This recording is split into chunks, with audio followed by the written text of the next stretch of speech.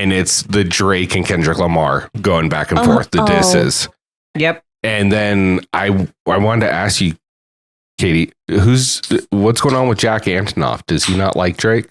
Oh, I'm not going to lie. I don't think Katie knows. I don't know anything about this. So Kendrick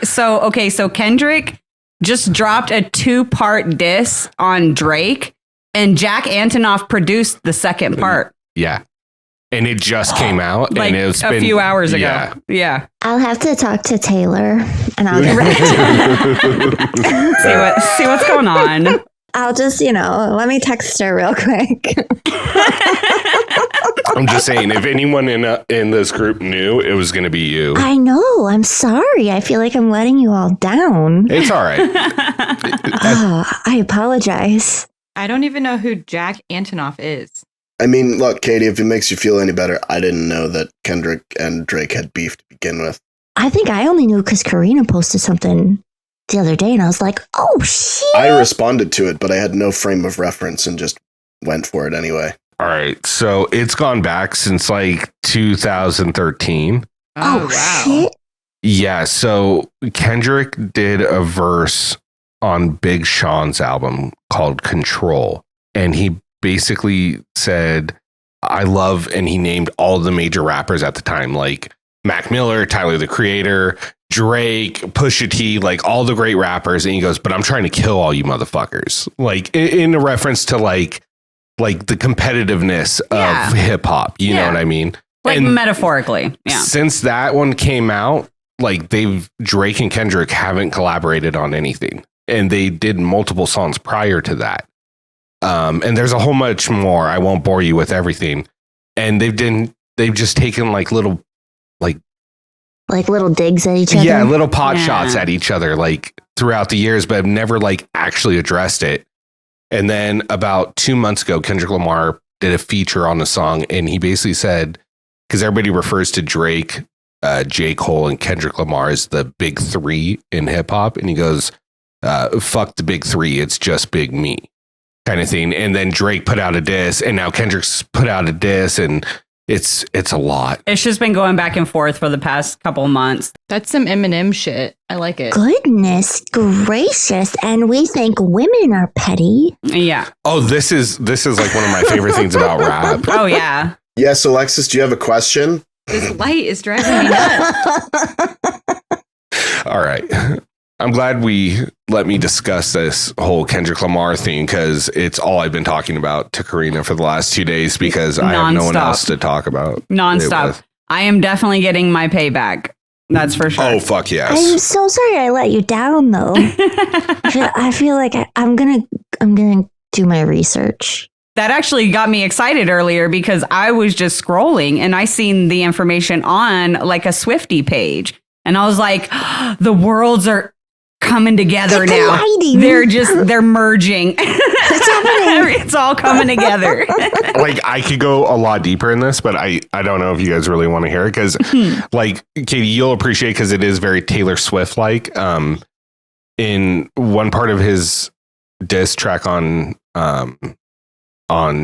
Drake, he says something like, he says a line like, I love you guys, but I hate you guys at the same time. And I'll explain that in 8 bars. And then 8 bars later, he explains it with another metaphor. Mm-hmm. Genius. And then he goes, I'm going to go back to back referencing Drake's song. And then he says it again. And people are like, but it doesn't connect to anything. It's just like some random, doesn't mean anything. And now they're like, oh, it makes sense now, because 2 days after that original song, he dropped this one. So he went back to back, and he's in Taylor's school of Easter eggs. Yeah. So there we go. It is like direct payback to Corrina for the last 3 weeks. Don't touch the lighting. Rick actually just went there to do this.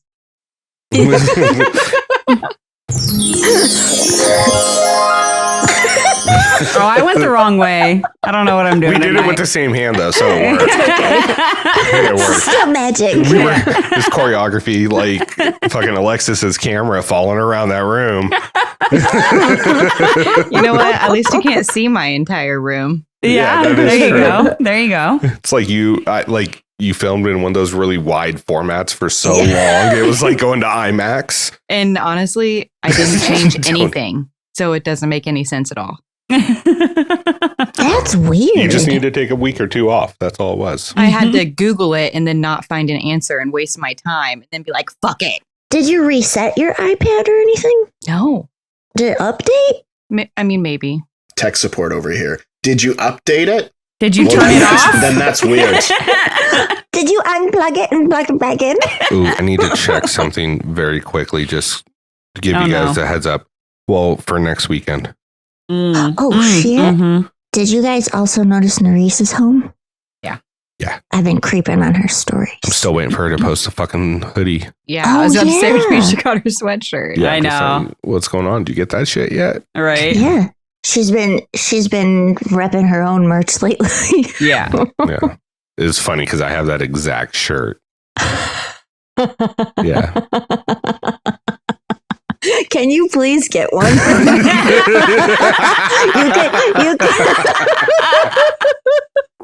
I would rock it. I would rock it. and I would like to request you wear your Lord Farquaad wig with it. I'll make sure I wear it like Nerys too, as a half shirt. Yes. You got to. Yeah. With the sleeves all the way up here. Yes. Mhm. Yes. Yeah. For her other outfit. I'll bring the balloons. Anyways, I don't know. Maybe we should get this show going because I'm obviously in a bullshitting mood, and I'm just Holy gonna shit, keep it we've been going. on for like 20 minutes. Yeah, we should probably get it going. Yeah. Oopsies. Sorry, guys. Sorry, guys. Shocking. It's all good. I I feel ain't got shit to do tomorrow. I feel bad if any of this made the intro and people just had to listen to all of that. I'm sure they've had to listen to some of it. I'm sure they've had to listen to worse listening to us. That is true. That's fair. That I was mean, that was not the most prolonged intro that we have done. No. No. We did do that one with Corey where we talked about like the plus and minuses of, corner stores like Yeah, Circle different. K. That was Different one of corner. our best. What are you talking about? Yeah, it was. And that's actually when I became a Corey fan because he talked about Rickers, Yeah. Oh, yeah. which like is near and dear to my heart. There you go. They sold me cigarettes underage. And then on the day of my high school graduation, our Rickers got busted for bath salts and all the Rickers employees were arrested. Oh my God. That Yeah. is fire. Yeah. See, I all never my, paid my underage cigarette tab either, that they'd front me until paycheck time. those are real people right there. That's salt of the earth. I enjoy that. What was I going to say? Yeah, it's shout out to those like corner stores that are independently owned by, small business men and women that don't check IDs because otherwise I would have never been able to drink pop off vodka when I was fucking 16. Facts. Pop off. Yeah, fucking some shit pop off. Oh my Yeah. God. Oh. Yes, I'll take 3-4 locos. That sounds like a phenomenal idea. Oh God, for locos. Yeah, that was back when the original Wow. formula. Oh yeah. Yeah, that shit was. Oh. Oh, we don't talk about those days. I hope my mom's not listening. I'm surprised I'm not dead in a field somewhere. For facts. Oh my god. That is the most real thing. That is so true. Anytime I see those like Instagram reels or TikToks, I'm like, the amount of times I was in a sketchy backseat of a car. Should not have been there. Sorry, Mom. See, my parents didn't have to worry because I didn't get invited to parties because I also didn't want to go and didn't want to hang out with the people that were there. That's fair. That's fair. I just went home and watched movies. That's totally fair. I remember going to a party in Dog Valley. Mm-hmm. It's on the side of a mountain. It's like a little valley right before you climb like this fucking 7,000 mountain. And we were out there underage drinking. I think I was a senior at the time. And I remember every time we saw headlights, we'd run and go hide in the fucking trees and bushes. And one of my buddies disappeared. After the lights, we'd all come back to the cars and keep partying. And we couldn't we couldn't find our buddy. We couldn't find him anywhere. We're screaming. And he was wearing one of those big puffy ass jackets. And all of a sudden we start hearing Oh my God. it was fucking Oh my God. and we're like, Why what does that not happened? surprise me at all? We're like, what happened? He was like, I was running up there and I kind of tripped and I just fell into this giant bush and I just laid there and I kind of almost passed out for a second. I was like, oh God. Yeah, that sounds like Okay. I high centered my car trying to get out of there. And then there was like 9 of us on the hood, like trying to get to fucking front wheel drives to get traction with the shortest, lightest guy in the car to fucking gas it. Oh my God. Oh God. Oh, talk about nostalgia. Teenage ingenuity.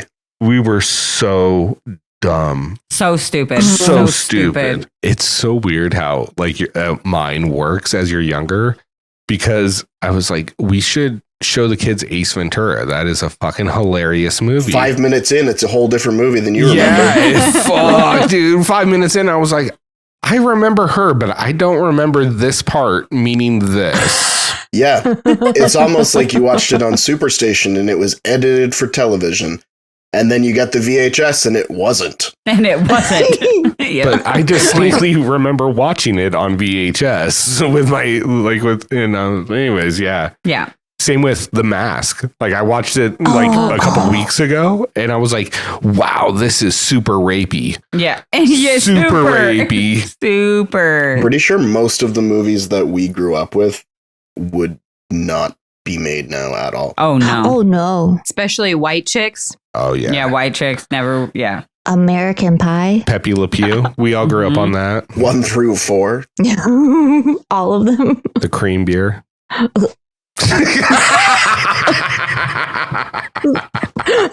We grew up in a very strange time. Yeah, we did. Man. I mean, We like, did, but it was the best. Waiting was probably the pinnacle of that, I believe. I love that. Yeah. Oh my That's God, such that a good movie's one. so good. So fucking good. The brain. Sorry. That's going to be the stupid movie we put on later tonight when we're Yeah. like, what the fuck do we want to watch? Just high as shit. I'm not going to fall asleep to that because that shit is fucking hilarious. Just like the scene cuts, they just cut to Ryan Reynolds and he was like, that was the first time I kissed a man. Oh my God. I love him so much. He's so good. He's the best. How much longer till Deadpool and Wolverine? I don't know, but June. June. It's so far away. Yeah, unfortunately, I no longer have a theater. Our theater closed. no. No. Yeah. So when What are you going to do? Where do you go?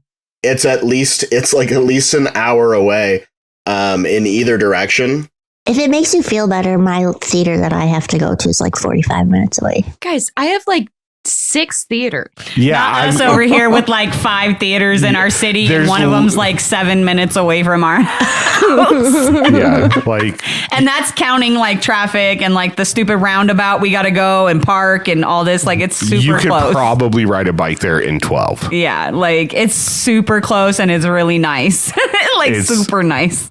Like I used to be able to walk there. We've got a small town one in the town that I work in, which is like 25 minutes from me, but it's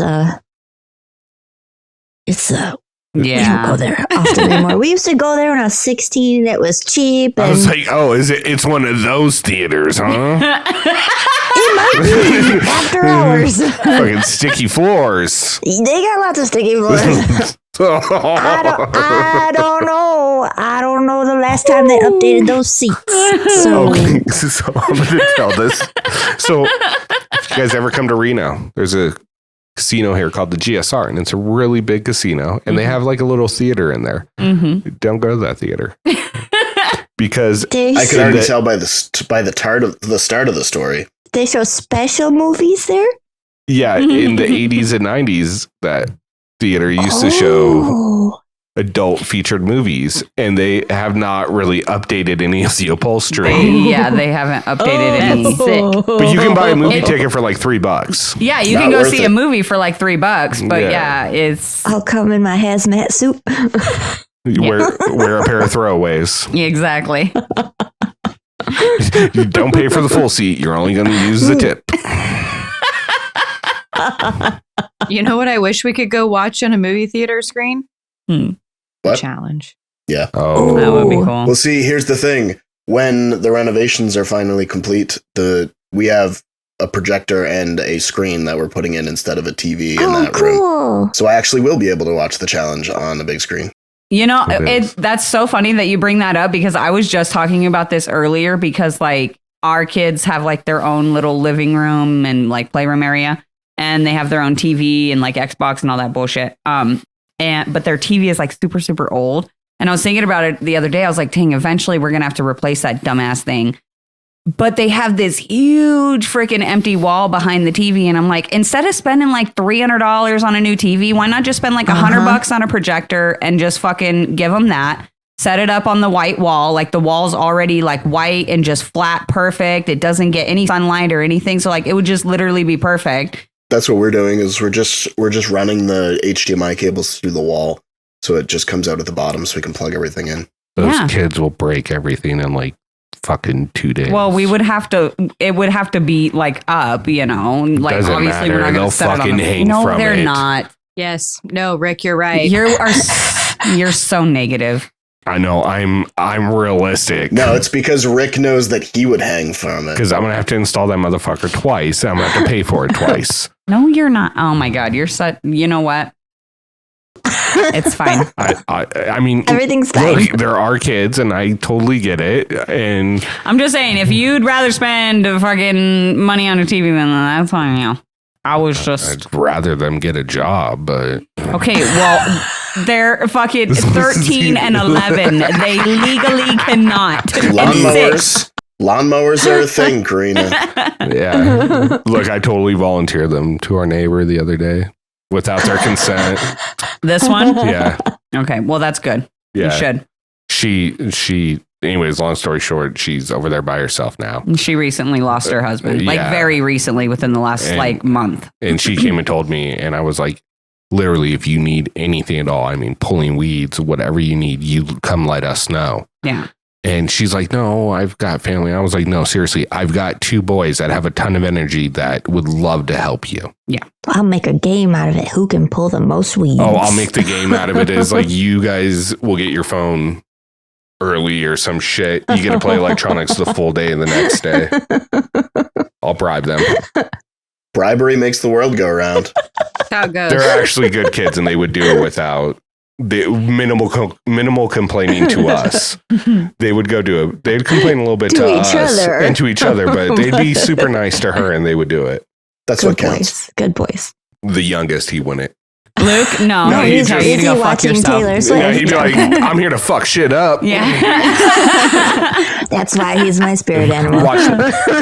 Watch me race like a NASCAR. Yeah. That's what I'm about to do. Vroom, motherfucker. His newest thing is telling me that that mama is slow like an old car. Wow. Thanks, kid. He tried to pull that shit on me. I was like, motherfucker, I'm way faster than you. Let's not play this game. You want to race right now? Yeah, Let's we- go. I was gonna say start racing We again. can go outside right now, dude. I'll take you right now. Let's go.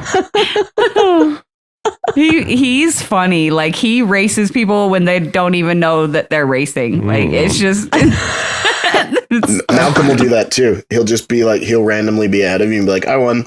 yeah, exactly. No, I think Cool, it must bud. be. I don't know if it's a kid thing or a little boy thing because my nephew does that shit to me all the It's time. just a kid I'm thing like, in I general. didn't know we were racing. Otherwise, I would have gone faster. Exactly. Like I instantly turn into like a 7-year-old. I'm like, nah, Me too. it Nuh-uh. didn't count. Yeah, You no. started the race before I even knew. You cheated. So Yeah. The amount of times my mom says to me when I'm with my nephew, "Who's the adult?"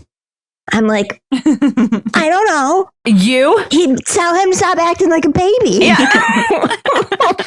oh my god, I'm turning into my mom and my parents and all my parental figures because the other day our fucking 11-year-old was doing something and started whining and crying. I was like, dude, act your age, not your shoe size. Not your shoe size. And I said it and I had to walk away. I just had to fucking walk away right there. I was like, this is not good. Like, This didn't happen. It didn't just happen. and then I was, thinking I was going to have like an orange soda because it'd be a real nice treat. Maybe go find a nice warm spot in the sun. Aw, that sounds lovely. It does, doesn't it? That does. You know what else would be a real nice treat? Starting the recap. It's like you read my fucking mind. That's what it was right We were there. worried that a 20-minute intro wasn't enough, so we went for 35. We added some more. Look, I wanted to make sure we were in the right mood. All right. Yeah, we had to give Corrina something to work with. Yeah. It was, we were falling flat. Content. Oh, wait, wrong button. Or was it the right button? It's always the right button. The best button. I don't like this here. I'm going to knock it over. Thank you. I'm just saying you've got coffee and a Monster. I know. I need She's it. double fisting, baby. She's not. I She's Wine and a water. I'm glad that we zoomed out so we could see both. Oh, Rick. Yeah, forgot his special stuff. Oh no. We're never going to start this episode.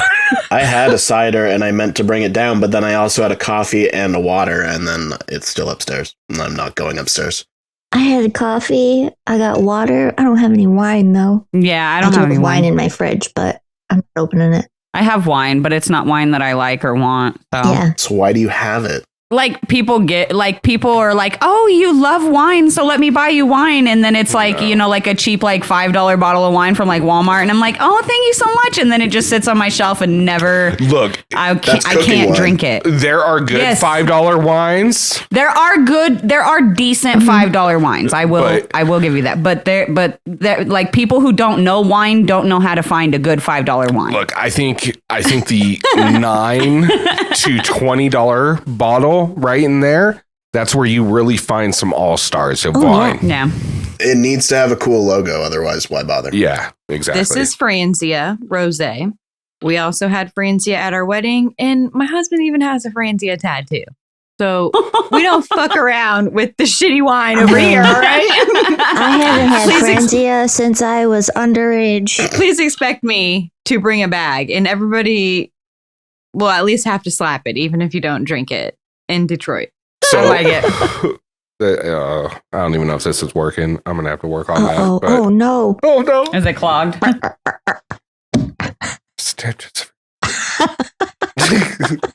So many. That's what she said. Just happened. Anyways, bags of wine were the business when we'd go float the river. Yes, we live right by the river. We've got 3 kayaks, 3 tubes. We love the river. Do you have a floating cooler that looks like a fishing bobber? No, but that sounds amazing. Well, you need to get on it That because sounds amazing. you live by the river. Yeah, and we'd never lose our cooler. Yep. Sorry, I'm delayed tonight. Like my mental ability. Okay. Just wanted to clarify. I like that you felt the need to explain that. Yeah. Just in case everyone else was on the same page as you.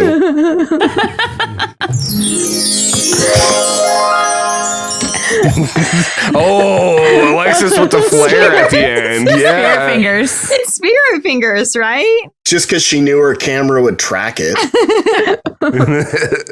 Now it won't work. But also like SpongeBob imagination. That's what I always picture. Oh, yeah. That's awesome. I love that. All right, let's do this. Let's do it. Oh yeah.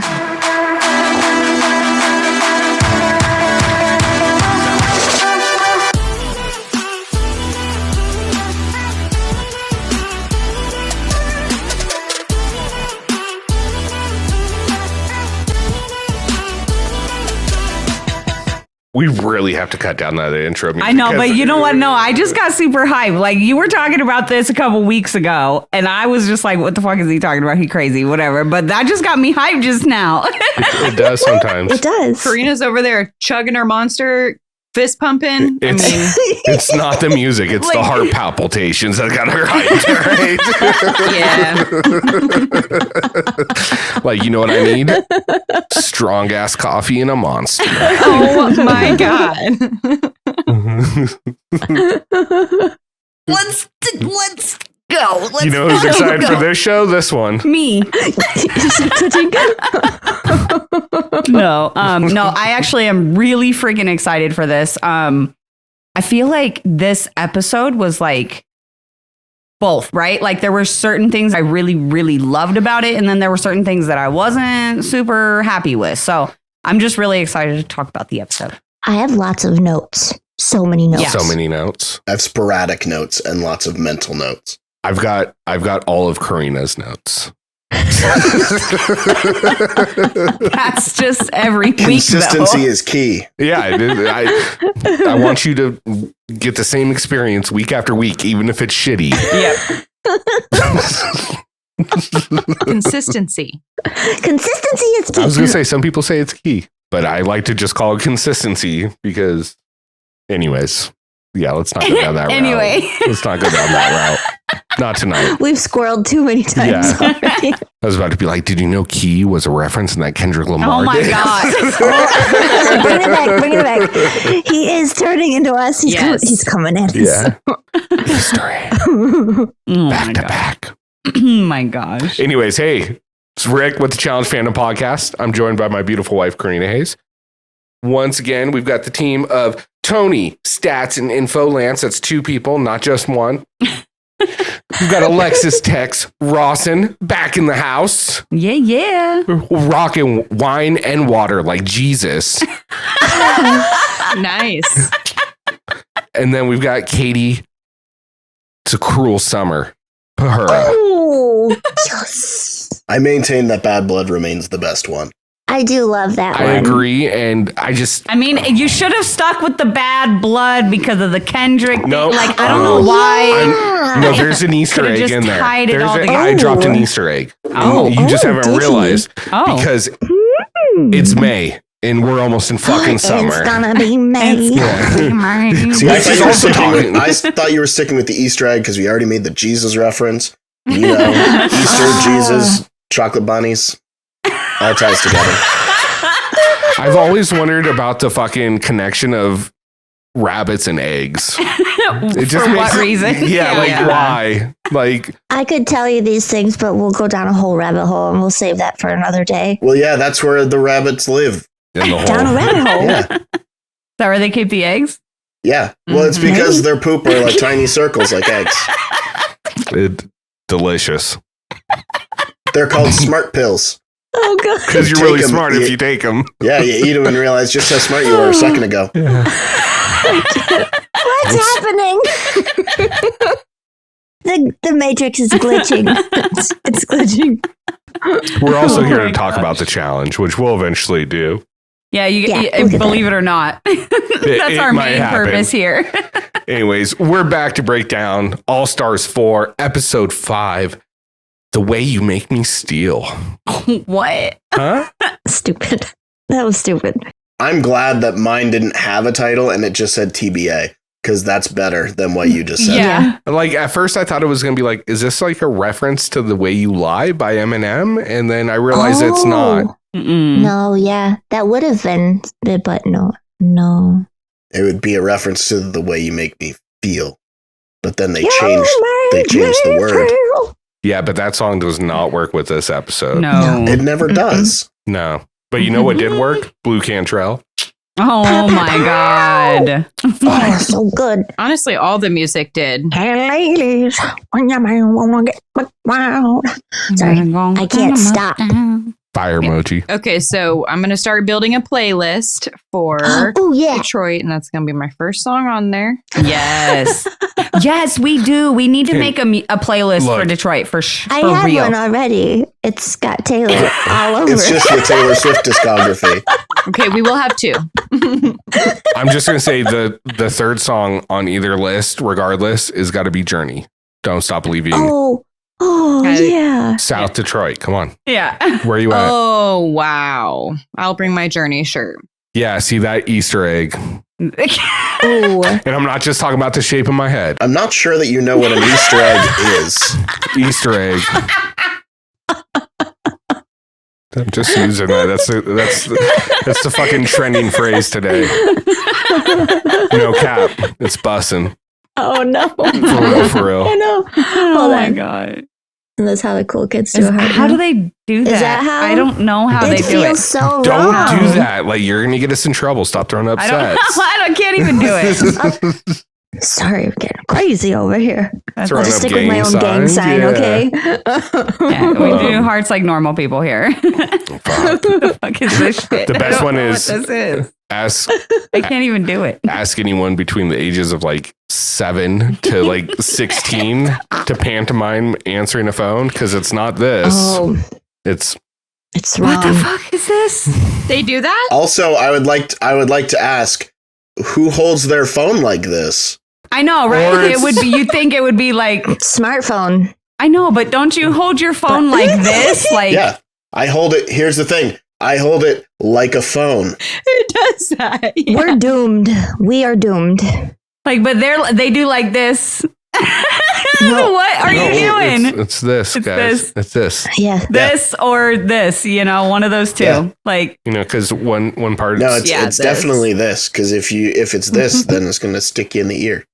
Unless you're into those kind of things, because it's the ear hole, We and don't- we were talking about that earlier. we don't kink shame here, okay? Yeah. Full circle. My mom used to point at me like this when I was younger and I was in trouble. Then I Who would, are you pointing and I at? would just make fun of her and I'd be like, okay. And that's how you got into punk music. Yeah. My favorite is the Whoopi Goldberg Color Purple. Well, here's the thing, though. It's I love like that, it's the though. whole when you point your finger at somebody, there's 3 fingers pointing back at you. So if you do it like Alexis' If you mom point does, more than then one finger, only there's 2. less pointing. So you just do this. That's how you point, or answer a phone. You mostly point. I've always been a fan of the 6-shooter. So was Cara bringing it back, Ooh. Right there. but it See, was like way later in the episode. Easter egg. The synergy in this fucking episode is off the charts. Oh, I man. fucking missed you guys so much. Yes, me too. All right. We're so stupid. But at least we're consistent. God, I just like Yes. can't wait to all be together and just be like I sitting know. around and hear Rick say, "We're so stupid." It's so true. So true. We are though. Oh my god. Oh, it hurts. Oh, all right. Let's get it together, people. Goodness, act like professionals. You make me feel. Oh my gosh. Anyway, You make me feel- so Woman. Sorry. Let's try to get into this show before it's just. yeah, we got it. We got it. What happened? What happened? All right, so let's get into the show. I'm hot. How many times are we going to say let's I get don't into this show? I don't know, Are but we gonna get into this show? we're gonna guys? get into the show. Why didn't you Now guys it's put start- out a recap? Because we just We- bullshitted about everything else Yeah. for 2 hours. Because we forgot. Forgot what we were there for. What happened was Oh, my God. But anyway, Cara's recap. yeah. So Cara's recap of the previous episode. it was there. It happened. It happened. It was there. It happened. Yeah, that's kind of how I feel. It was there and it happened, and that was the end of it for me. Like Steve's was still my it's favorite. been the best. Steve's was It the was. best. Look, Thank you, Steve. Did you see, look, just a little foreshadowing, like hand job model fucking grabbing those bags. He sure did.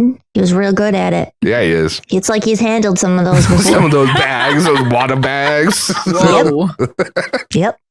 He knows how to handle a good water bag.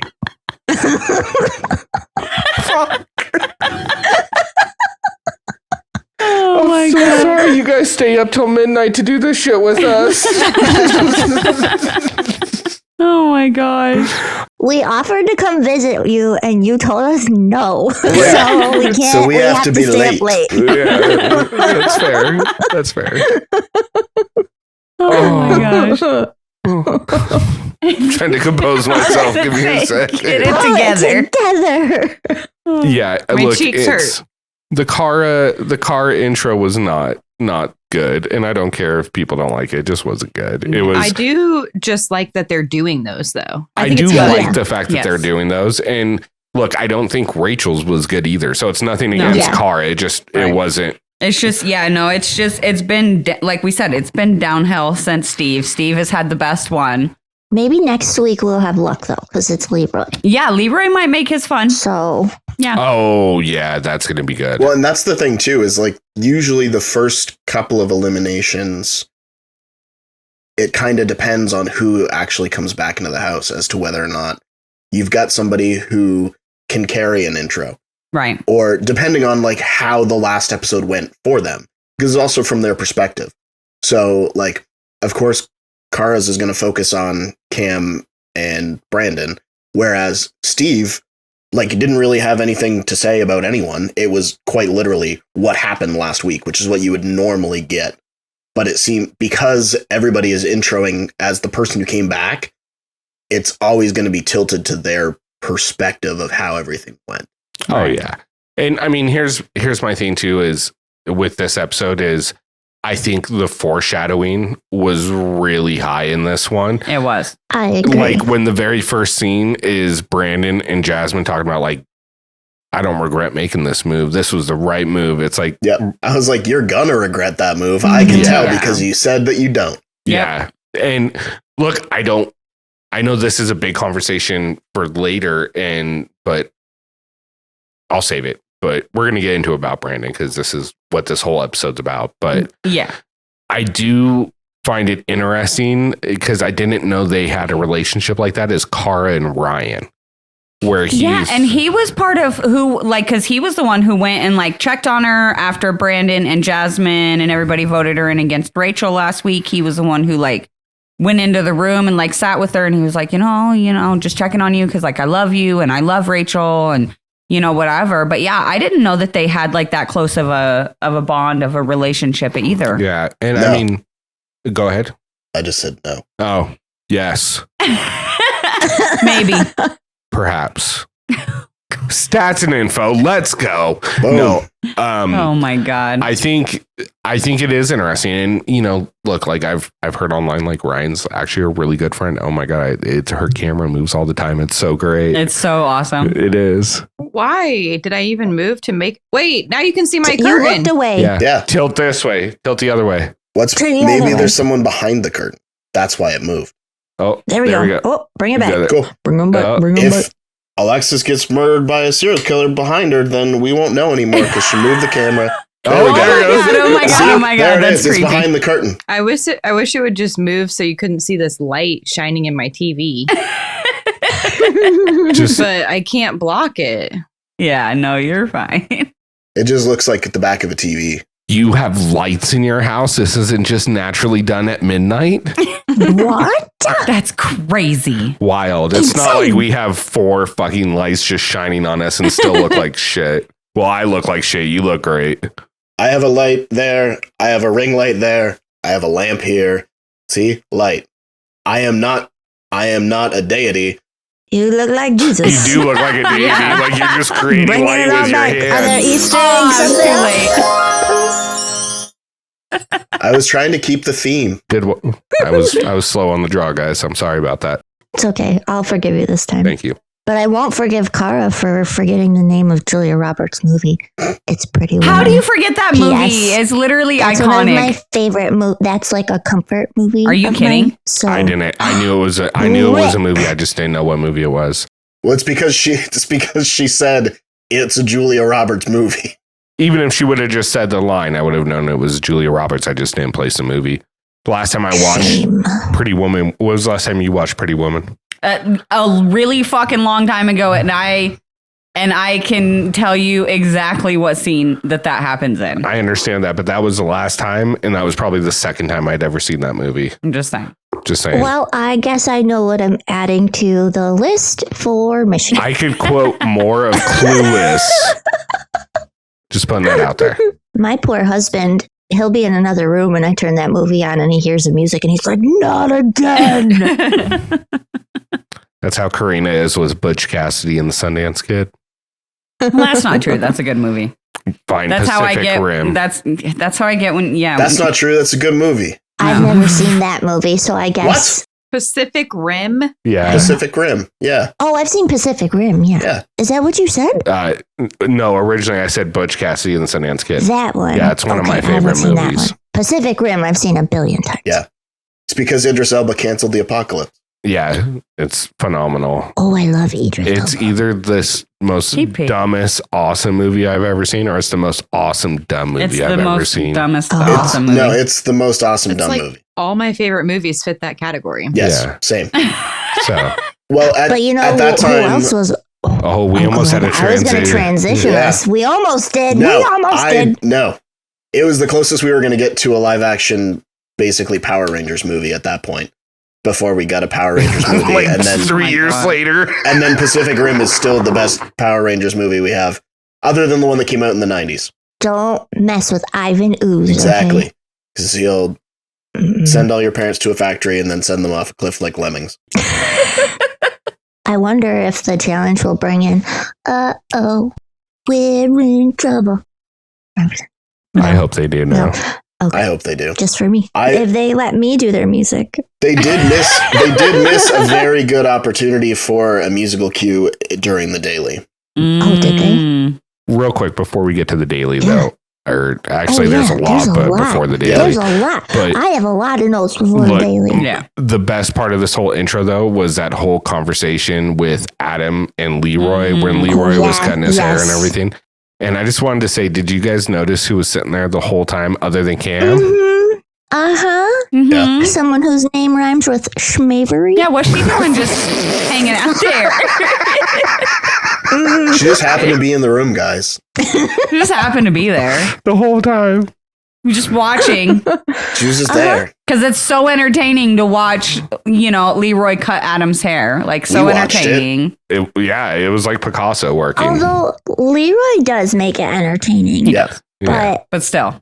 I don't want to make it heavy, but this might make it heavy for just a little second. No, you're good. It But was. I am so glad that of all people, Leroy was someone to talk about mental health. Yes. Because I feel like so often the people who are comedic or are the light of shows or actors or whoever are the ones that really struggle behind the scenes that you don't know about. Yeah. So I just thought it was a huge thing for them to actually talk about it in depth like that. And I mean, to be honest, like everything that Leroy talked about resonated with me, and I remember going through 100%. that too. But I, very much like him, had no idea that postpartum could be applied to men. Yeah. I just thought it was just a lot of pressure. Well, it is. But I mean, a woman has 9 months to adjust, and when the baby comes, it's just a total shock for the dad. Yep. Mhm. Where did that come from? Yeah, I didn't even understand how it happened. It was I was like, what happened to you? How are babies made? Oh my We were God. just told to go to the hospital. I thought it was Jesus. With the Easter eggs and the rabbit holes. That's what it's for. Oh my God. I just thought she had too many burritos or something. She swallowed a watermelon seed. That's what my mom always used to tell me.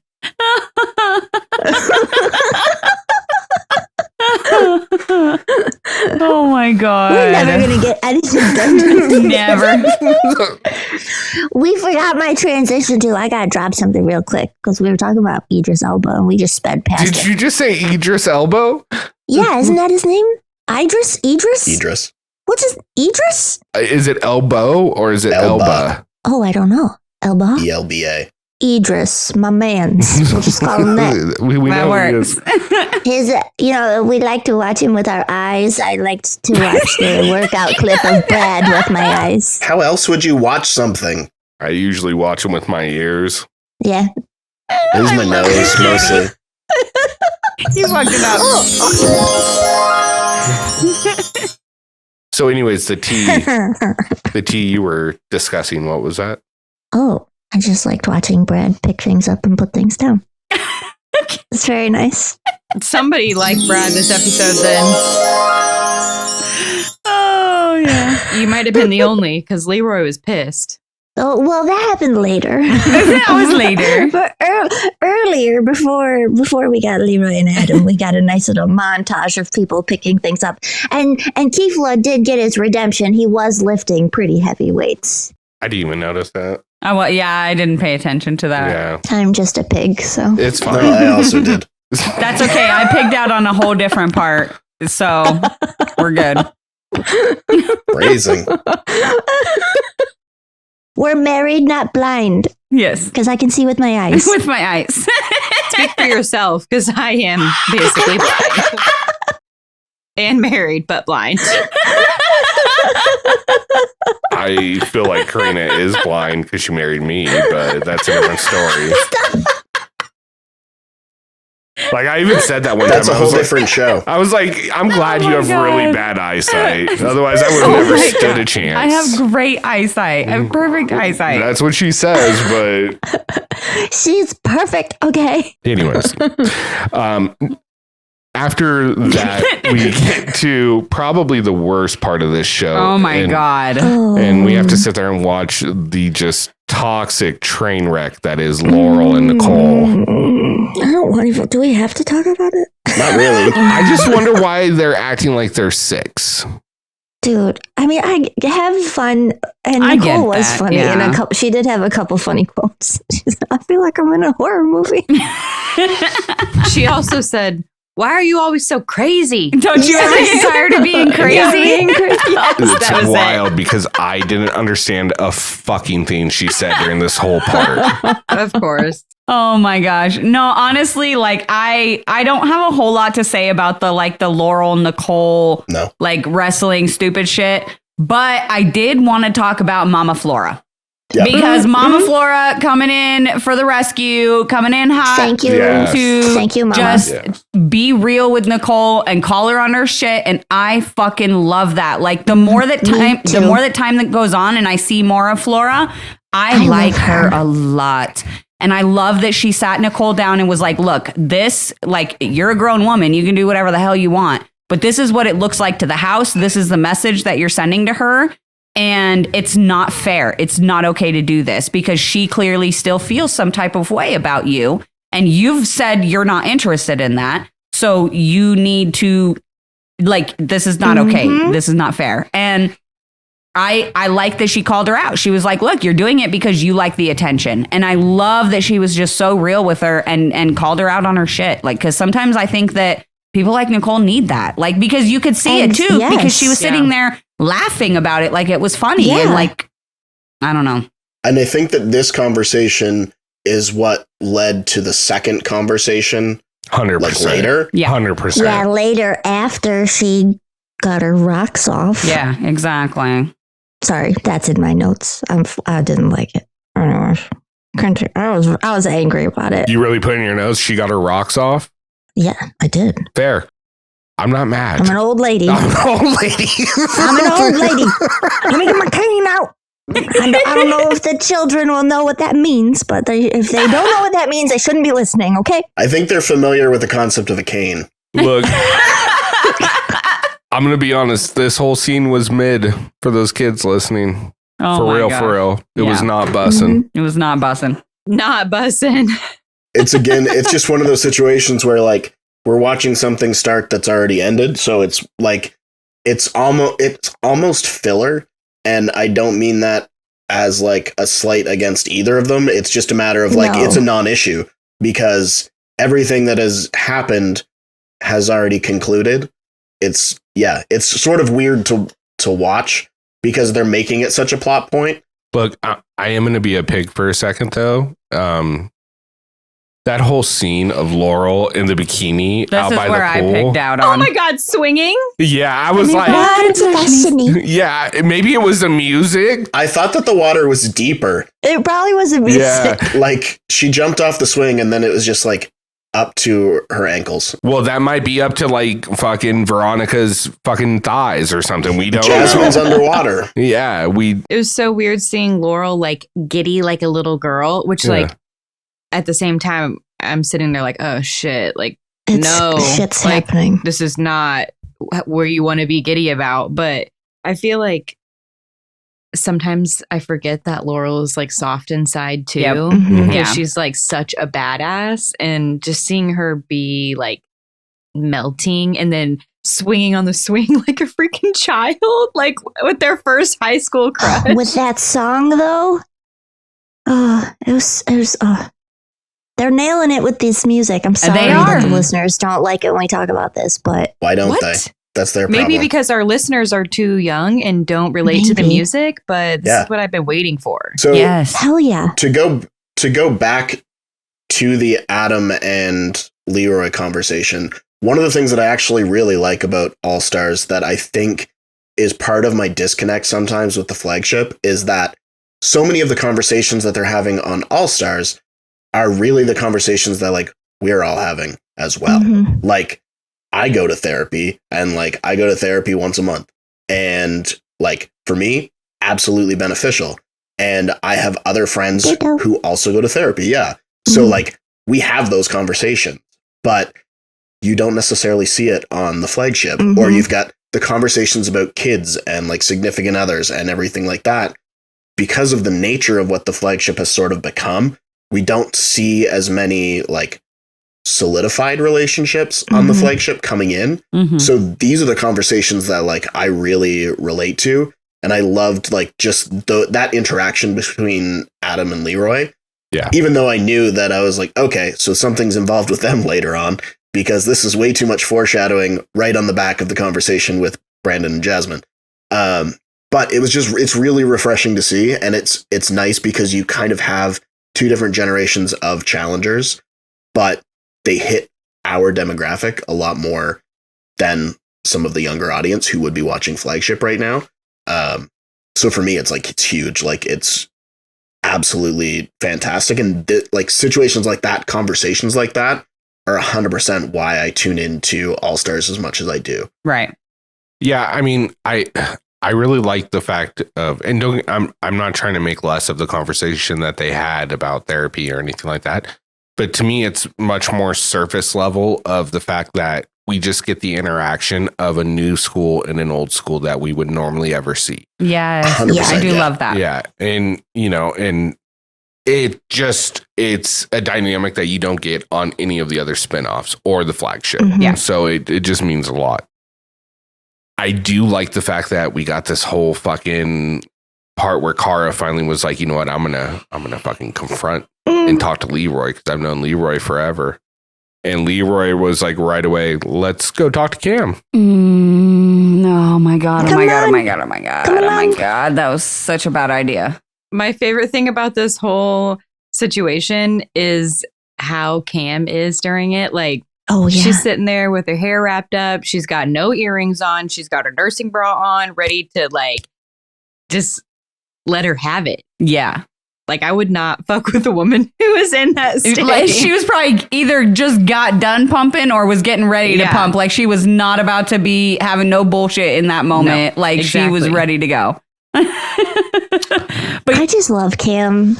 I love her so much. I feel bad for Cara I though, feel- at the same time, because she walked into a fucking hornet's nest and had no clue. Yeah. But did you notice Cam was super chill with her She was. up until Cara like started getting, I don't want to say she got loud, but like she rose her voice a little bit and she started getting a little snippy with her. And then Cam was like, switch, Killer Cam is here. Not today, Satan. It was Yeah. when she interrupted her. And she was like, it just, I don't know. And look, I kind of sit with like Leroy with this, where like I see both sides. Yeah. And I think they're Yeah. both kind of right in their own, in their own rights.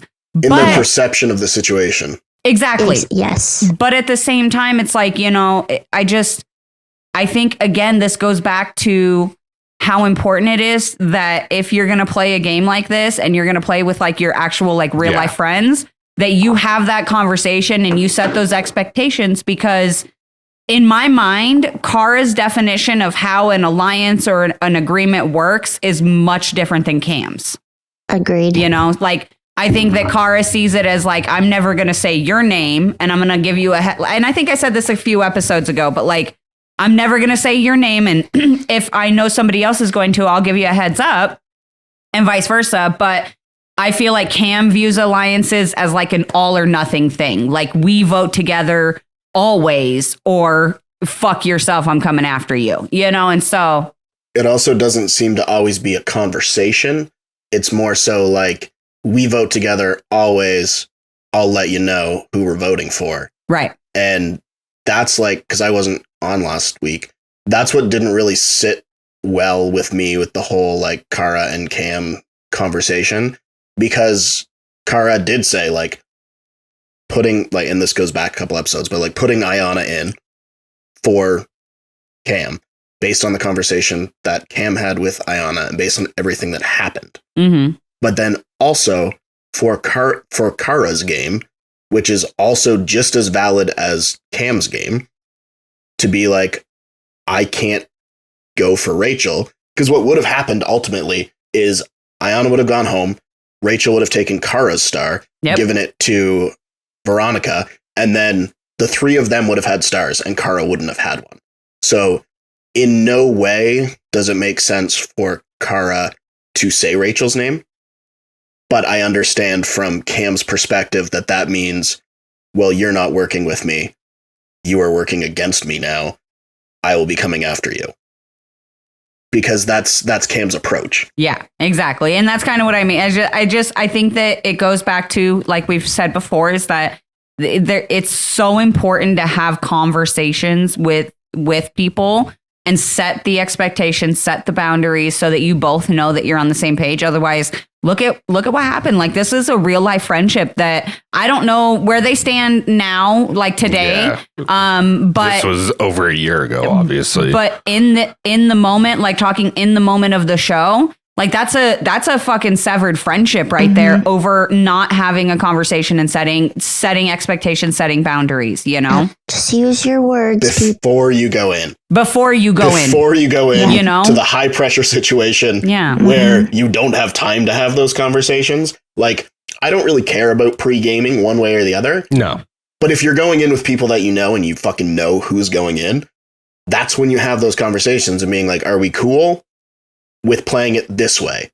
If not, I'm cool with you outside of the house, but we can't play the game together. Right. Yeah. Well, and it is one of those things where expectations should be set in advance. Yeah, absolutely. I also think that it's that common saying where, you know, there's in every discussion, there's 50% that's the truth from one person, 50% that's the truth from the other person, and the other 50% is bullshit on both sides. Yeah. And, you know, in Cara's bullshit was, well, you wanted me to go in no matter what. You didn't want to work with me. And Cam's was, well, you were trying to tie up the vote, which are both bullshit. They weren't trying to do either of those things. Yeah. That's not how math works. No. Yeah, no. And so it's just like, it's easy to cut through the bullshit as a third party and see this, but in the heat of the moment, I can see where they're coming from, both of them. And I see both arguments. I see this one a lot more than I see the argument with Brandon as, Brandon, you're my number one. And he's like, you haven't talked to me in 8 years. Yeah. Here's all the things that happened in my life. And he lists off like these massive moments. They're huge things. Yeah. And like, I suck at checking in constantly with my friends. Me too. But you're telling me in 8 years, you haven't popped in once and been like, hey, bud, just thinking, like sending even a thinking of you. You mean like I sent you this morning? Yeah, literally, yes. Yeah. Like, that's all it takes. Yeah. Yeah, I'm not sure, like, why she would still consider them just, like, with no conversation, like, still consider them friends. I don't know. If you don't talk to somebody for 8 years, I don't know. And the only thing I question about it is that at the start of the episode, before Cara went in, Brandon was like, yeah, Cara's got my back. We're tight. We got each other. And then later in the episode, he's like, no, like, I'm in this for myself. And I was like, you were friends at the start of the episode and you had each other's backs at the start of the episode. And I don't discredit it, because any opportunity that you have to get Cara out of the game when you are playing an individual game, running an individual final, that is the move that you should make. 100%. And here's the thing is, like, I think there's a difference between saying, yeah, we're cool and she'll never vote for me and I won't vote for her unless it's the best move for my game, to we're number ones and we'll never vote for each other. Oh, no, absolutely. Right. You know, and the simple fact is and I'm only looking at this from my perspective. If I actually give a fuck about somebody, I don't care how busy I am, I will make time for that person. And, you know, my really good friends, I hate to say it this way, but it's usually about once a month I'll talk to my really good friends. You know what I mean? And I think that's what happens when you grow up. It took me 8 months to hang out with one of my best friends and one of my groomsmen, the guy who wrote mine and Sarah's first dance. He lives 5 minutes away from here. And it took us 8 months to coordinate actually getting together and hanging out.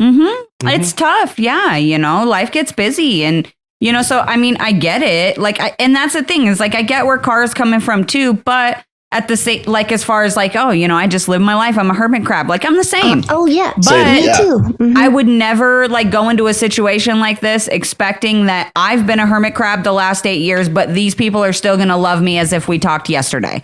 Like, I would never expect that from people. And I think that like, I don't want to say the word entitlement because I've been getting ripped up online in fan groups and stuff for using the word entitled. Do you want me to say it? I can say it if you want me to. Because it felt very entitled. So. Yeah, like it just... Only child syndrome-ish, maybe, I guess is a better way to say it. And she is, and I'm an only child too, so I recognize it. And But look, it's just a simple fact that having some fucking empathy and understanding that I don't know shit about this person's life in the last 8 years, major events that have happened.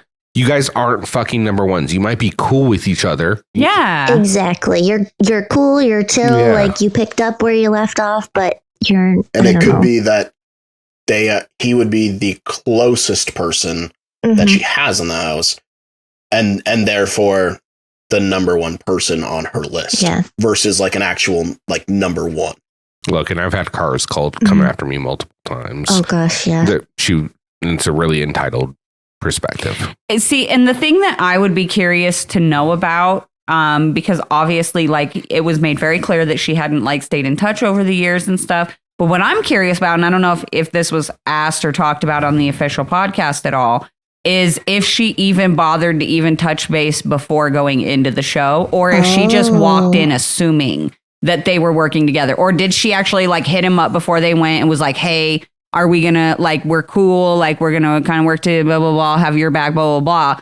If they had that conversation, it still doesn't change my mind on how I feel about this, only because I know a lot of people are saying it was a very early move for Brandon and Jasmine to send in two powerhouse players like Cara and Rachel. But with the format being that you have to lose, how often are you going to have a Cara and a Rachel in the bottom at the exact same time? I don't care if it's week fucking 1, you send those bitches in. Because it's not like you can just vote for anybody anytime. They have to lose the daily for you to be able to send them in. So, and then you also have to have the majority vote of the, you know what I mean? So then it's like, was Brandon supposed to be the one person that stood out and stood up for Cara? Because then he's a target either way. Either he's a target by Cara or he's a target by the other people for not, you know what I mean? So it's just like, he was kind of in a fucked position either way, in my opinion, you know? And so I'd be curious to know if they had any type of conversation before going into the game, or if it was just like they showed up at the game and she was like, hey, we're good, right? Like, okay, like, great to see you. And, you know, and just assumed from there. You want an Easter egg? Oh my God, yes, always. We'll probably get that answer next week. Excuse me. Let me clear my throat. All right, guys. Dude, don't even get me started on that song because I will bust out the Bring It On Clovers cheer and shit. Alexis adds it to our playlist. I will start Rexing right here in the living room right now. Oh my God.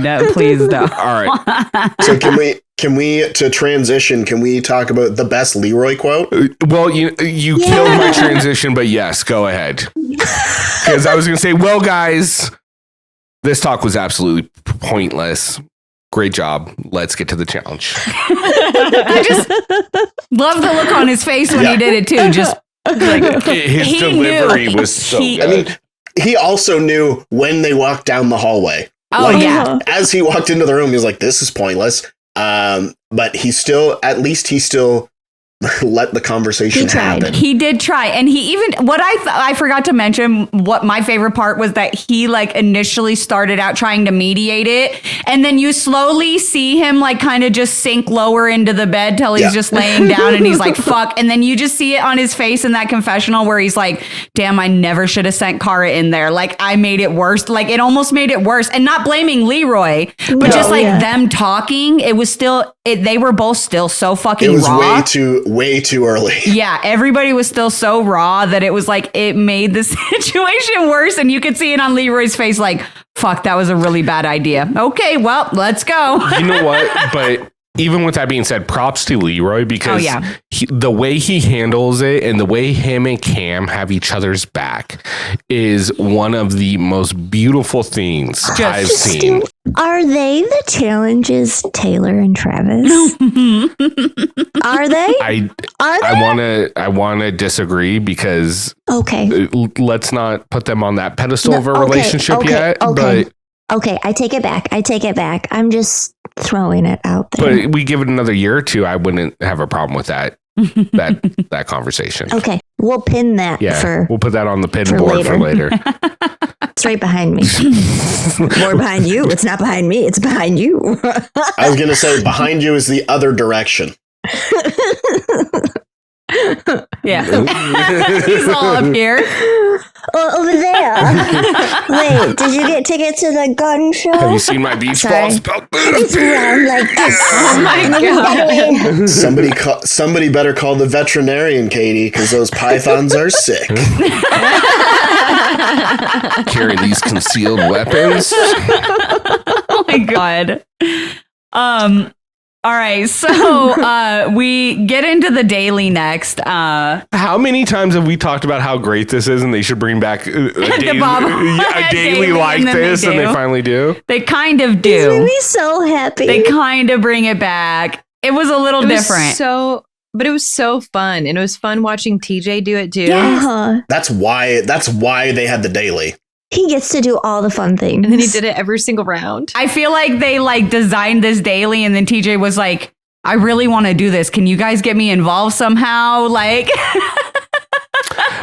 Agreed. It's funny because it's so the music is so intense, and they've got the whooshing noises every time they do a close up of TJ, and then he gets off the thing and gently flicks the thing. Yep. I just wonder if he has it written into his contract. If there's a bobsled type event, I have to be involved. Not even. It's if I see something that looks cool, I get to do it. I want to do it. Yeah. And if you guys have just everybody listening, all 12 of you, there's a video out there of TJ doing the bungee jump. From Invasion. And it's so fucking cool because he does a handstand into it. Yeah, he does climbs up there and he does a handstand off the platform and then does the full swing, and whatever. And then afterward, talks about how cool it is. If you're listening or if you're watching on YouTube right now, you're probably watching the clip. I'm sure I'll insert it here. But yeah, no, he does do some of the challenges and didn't he say before he's run the finals? Yeah. Yeah.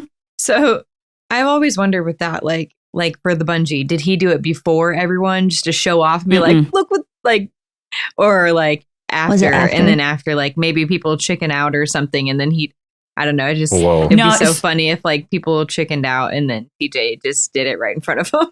No, so I don't think the cast was there when he did it. So because he says in the beginning of the video, when they're getting him all, strapped in and stuff, they're talking to him.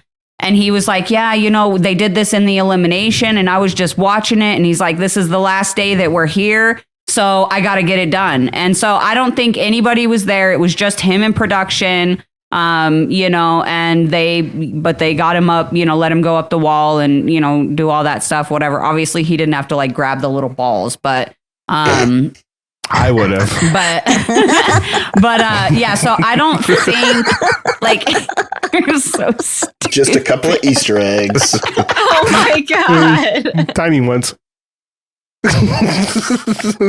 I'm never going to think of Easter eggs again the same. Like mini eggs. Yeah, you're ruining They're it. the Cadbury ones. Oh my God. Anyway, so no, this daily challenge, very fun.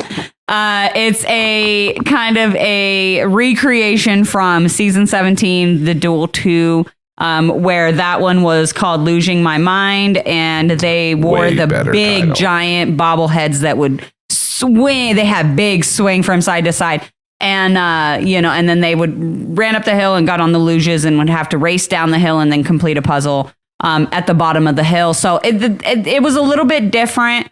I still like the one from season 17 more. Oh, by far. And I like the bobbleheads from season 17 a little bit more. I feel like these ones didn't like turn and move as much. Yeah. And I also liked that in season 17, they actually had to like steer the luges like through the turns, whereas this was just kind of you just following a track. You didn't really need to turn. So if you didn't see, it wasn't like a huge deal other than just paying attention for those water bags.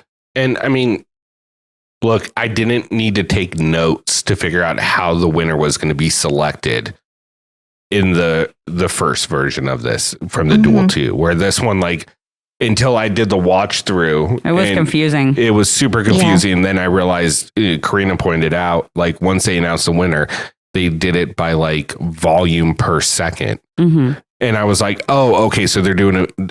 Because at first I was like, how are they getting an equivalent of, like liquid to time? And then it made a lot of sense and I felt a little bit dumb, but it seemed overly complicated. I only got it on the watch through. Like I was paying attention. I find that when they have a lot of rules, I immediately go to, I'll figure it out on the second watch. Click. Yeah. Yeah. And then I just I'll just watch. I'll see who wins. I'm like, cool. They definitely did it better than the other teams. Yeah, it'll make sense when we see the winner, right? This one did not. No. I was even confused when they had to turn like the spigot off too. I was like, wait, why are they filling it but while it's still coming out? That's stupid. And then I was like, oh, that was the rule. I've seen people being like, oh, Leroy and Cam's team should have been disqualified because they took off their bobblehead when they were still emptying the bags of water. And it's like, what? Didn't everybody? No, not everybody. I didn't some pay of them. attention to that. I thought they... Some of them did, some of them didn't. Yeah. No, like the rule was to wear it up the hill and down the hill. But the other thing that I was like, why the hell didn't Jay start pouring? And I was like, oh, everybody has to be there before you can start pouring. Well, but Brad didn't. Brad started pouring before everybody else, but he also didn't hit the brake once. Oh, Brad. Fucking Brad. He didn't even hit the brake after he was off of the thing. My poor little honey sweetie pie. It wasn't using his brain. His eyes were... I just want to say... He just wanted to go fast. I just want to say really quick, I know everybody is loving Leroy's confessional after the Cara Cam Brandon thing, but Leroy's confessional in this moment to me was the best. He was like, I decided to just let Brad go first. Like, he looks super confident. His eyes are really big. I think he's got this. And I was just like, oh my God, Leroy. My favorite was like the entire track down is just Nicole bitching out Brad. Fuck. Yeah. Brad, slow down. Slow down. He's over there like... But she's not slowing down. If you're not first, you're last. Yeah. Literally. He just wanted to go fast. He was flying. Oh my God. I was like, bro, what are you doing? I'm surprised those bags didn't like fucking splatter open Everywhere. as you hit them. You were going so fast, like a bullet going through its slow Like motion. Fabio with that goose on the roller coaster. Oh my God. Yeah. It's like Randy Johnson throwing that fastball and hitting a pigeon. Yeah, no, that one was You crazy. should find that clip for that moment. God. That'd be great. Yeah. But they got that done. I was like, oh, that's still not bad. I mean, like, even though they missed a majority of them. And then, like, what was it? The orange team that went next? Yeah, Orange went next. And fucking Steve with his hand job modeling skills. He's so good. Requires He's so good with those hand extreme jobs. fine motor hand skills. It's the soft skin. It's the finesse. Yeah. It's all the cupping. It's the cupping. It is. It's a gentle caress. Some people wouldn't think, but you need all 5 fingers, the pinky too, to get that. Or you do. By the way, this is how slow my brain is tonight because I'm tired and it's late. When the baseball hit the pigeon, that would be called a foul ball. FOWL. Yeah. Fucking Steve though. Yeah, Steve with his hand jokes. It wasn't foul what he did. Oh my God. No. Sorry, I couldn't. Anyway, let it go. so I'm curious, what did you guys think about? Because for for the first team, Light Blue or whatever, Brad and Leroy and all them, it seemed like they didn't have much of a strategy other than, oh, Brad's kind of done something like this first. Let's just let him go first. You know, he's done something like this before, whatever. But Orange actually seemed to have some sort of strategy where they were letting the guys get the water, and then Cam was like, fuck it, like the girls are just going to meet you at the bottom, the guys can get them. And we saw, you know, like especially Derek, like he was doing really good. I was actually really impressed with him. Yeah. And Kifla even gave him a shout out. Like that was, I didn't expect it. And I was like, oh, that's so nice. Yeah. Whoa, what just happened? What? Something just happened. Oh, I got it. That's what it was. Sorry, my phone hit the thingy. Jesus, Rick. Oh my God, what just happened? Oh no, where did Corrina's notes go? Yeah, that's exactly what it was. He just deleted all his notes. It's okay, because guess what? It just started a new one. They're back, bitches. So, no, but I did really like that. I did really like that Kifla gave Derek some props. I also thought it was really funny because like when they were going down, I can't remember who dropped a water bag, and I was like, I wonder if like the people behind him can like pick it up off the grass or the thing. Yeah. And then here comes Kifla, and he comes down and he sees one on the side and he just grabs it and puts it in his lap. I was like, yes, that's exactly what I would do. So when Nicole was going down and she's yelling at him for not getting them, in my brain, I'm like, why aren't you picking them up? Because they exploded but she them. did start though. She did get some of them. I saw. I think because some of them were obliterated. That's true too. It literally vaporized. But some of them just bounced. Yeah. Because Leroy picked up a couple as well. Mm-hmm. I did. Was it Kifla's strategy? I forget who it was, but one team was just grabbing all the bags and throwing them in their shirt, and I was like, "Oh, that's ingenious." I wouldn't have thought of that. Derek did a couple of times. Derek and Jay and Brandon did too. Yeah, Ryan did it. And Ryan. Yeah, Ryan. Yeah, he forgot about his. I would have done that. I was like, oh, that's my gut. No big deal. Like, oh, sorry. Thought that was my boob. Can we? I would know it wasn't my boob. Because it's orange. We don't have those. Can we really quick? Can we just talk about Adam and Veronica? Like Adam literally pushing Veronica up her. He did a land-in. He did a fucking land-in. Yes, he did a land-in. This was the moment. It was a missed opportunity for Kate Bush's running up that hill.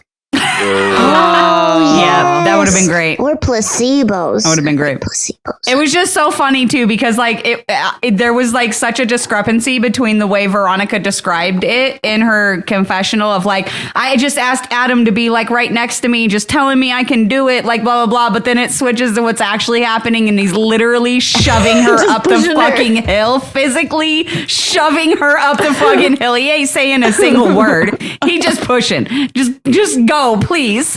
See, they could have also gone with, it's a pussy. Yeah. But you know what though? Like the fact that, because I started noticing that they would start the timer like once all the team got to the top and they started sledding down, and Red made it up to the top pretty quickly. So I truly do think that Adam did really help in that moment. I don't know that they would have made it to the top as quickly if Veronica had to kind of do that on her own, you know? I think it was perfect. Yeah. Yeah. And I think it's a testament to Veronica as well. And we don't give her a lot of compliments on the podcast. So True. The fact that she's self-aware enough to know that this is where she has issue and knows what she needs to do in order to kind of be part of the team and be like a help to the team. Yeah. She also got a bag. I'm going to piss off Corrina with this one, but I think this shows the difference in someone who worked with Veronica in her earlier years and where CT and Veronica never really worked because they probably weren't on many seasons, maybe a few together. And because the way that CT approached it, with her in what was that, Final Reckoning or Vendettas or something, where Adam has that like, oh, we're an alliance and we're gonna work, it kind of worked to his benefit. Now, not to say Veronica's completely innocent in this. I was gonna say, but you also have to factor in the fact that it was very clear that Veronica was not interested in winning on Final Reckoning. No, 100%. And she has a very different attitude this season about what type of effort she's gonna put forth. And she's had a different attitude about it since Final Reckoning. Like, I don't think that she liked the way she went into Final Reckoning. But I also think that she went into Final Reckoning the way she did because she knew she was partnered with CT, and they've always had issues. Like, even on the few seasons they've been on together and a little bit that they've known it, like, they've always had issues. So, you know, I think that I don't know necessarily that I just think it's a difference of person and of like relationship, right? Like, because her and Adam have always had a positive relationship. So, you know, I do agree that it was definitely beneficial for her to have Adam on her team. And if she had been on a separate team, a different team, like away from somebody like Adam, I don't know that she has the same results of getting up that hill so quickly is more what I was, you know. No, 100%. Yeah. Speaking of teams, sorry, Squirrel, but how are these teams being picked? Are these just like random teams? They're not talking about it anymore. It's because we've Asking complained for a about friend. it. Oh, okay. That's probably it. Because they listen. They listen. Are you listening now? There was also the Flora and Laurel partnership as well on their Right. team. Yeah, that was really good. I yeah. like that. You know what? And honestly, just the whole team of Steve, Tina, Cam, Keefla, and Derek, like they all have decent relationships with each other for the most part. Like Derek and Tina get along really well. Yes. Tina and Cam seem to get along fairly well. From what we've seen, Steve seems to get along with everyone. He's Literally everybody. Yeah. yeah. So they had a really good chemistry, and they end up winning this daily too. Yep. Which was most liquid per second, which is, I don't know. I just feel like they could have said that in the beginning. And so you had a better understanding, but instead they saved it for the end where it just feels like we picked who we wanted to win. Yeah. And that's what I was going to say is like, you know, at the beginning of this recap, well, maybe not the episode, but where we started recapping All Stars, I had said that there were certain things that I really liked about the episode and then certain things that I didn't like. I don't like when the results, when who the winner is, could potentially be a little bit like foggy, Yeah, because they at the beginning they just said it's a combination of speed and the amount of liquid, but then that was it as a viewer, which is all we can go off of.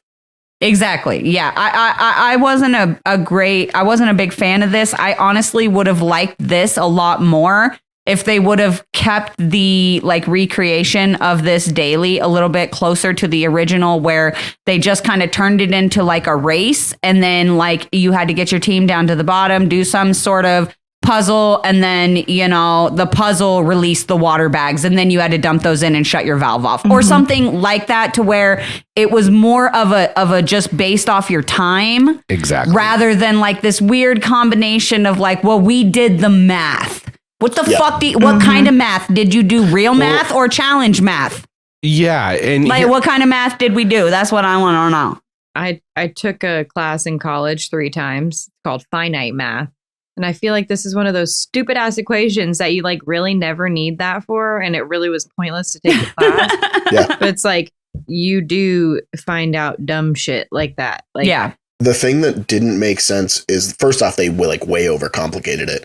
What my initial interpretation, when I only half listened to the rules and then figured out who won, I thought that it was, or at least what made more sense to me was, it's based on time, whoever gets the fastest time.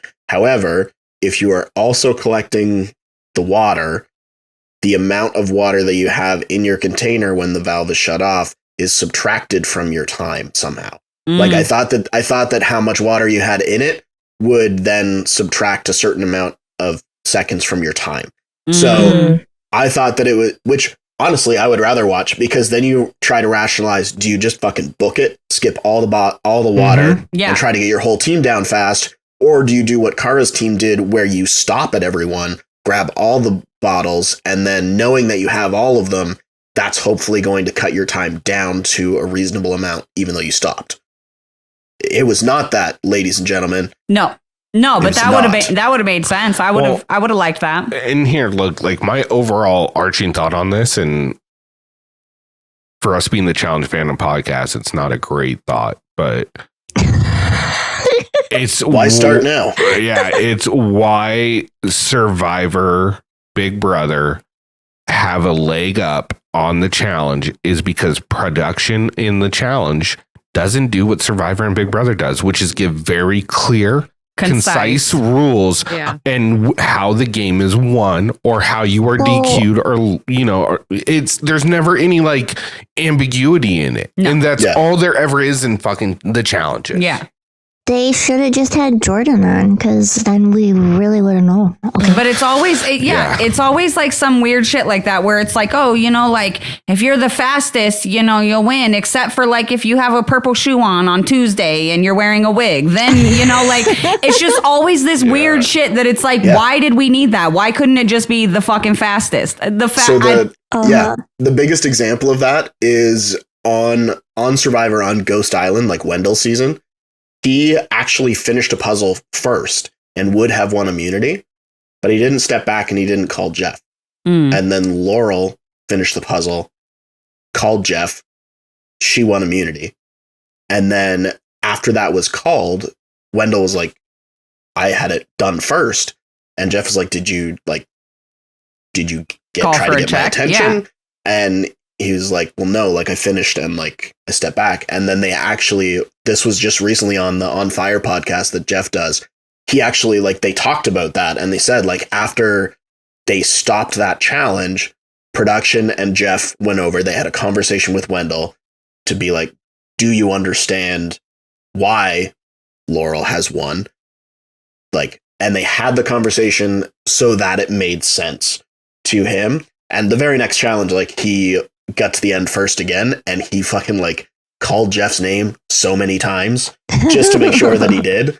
But like, that's a situation where he won technically, but he did not do all the steps that he needed to do. So as a result, he did not get immunity and could have gone home. Yeah, it's a basic. The basic analogy is, you know, if you're on Jeopardy, you know, you have to answer what is or who is. You have to make it in the form of a question. That is the rule of the game. Yeah. And when you lead to this ambiguity, then it once again leads to the fact of, oh, production decided who won, or they threw it to this. And once you have that ambiguity and you don't have the trustworthiness, and you can break down like, oh, there is the conspiracy of, oh, they wanted Bananas to win that, so they did that for him. They wanted CT to win, so they did that for him. You know, like bullshit like that, where that, if you're really trying to make this what we all think you're trying to make this show, you can't have that. You can't. Yeah, exactly. You can't have that. It's got to be clear.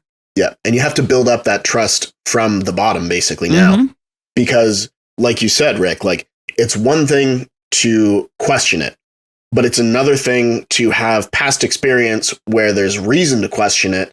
So then you're like, well, this could just be yet another situation, versus it's kind of foggy, but they wouldn't do that. And that's not that they do, but that's the perception. Exactly. Well, once this challenge is over, obviously Orange Team wins.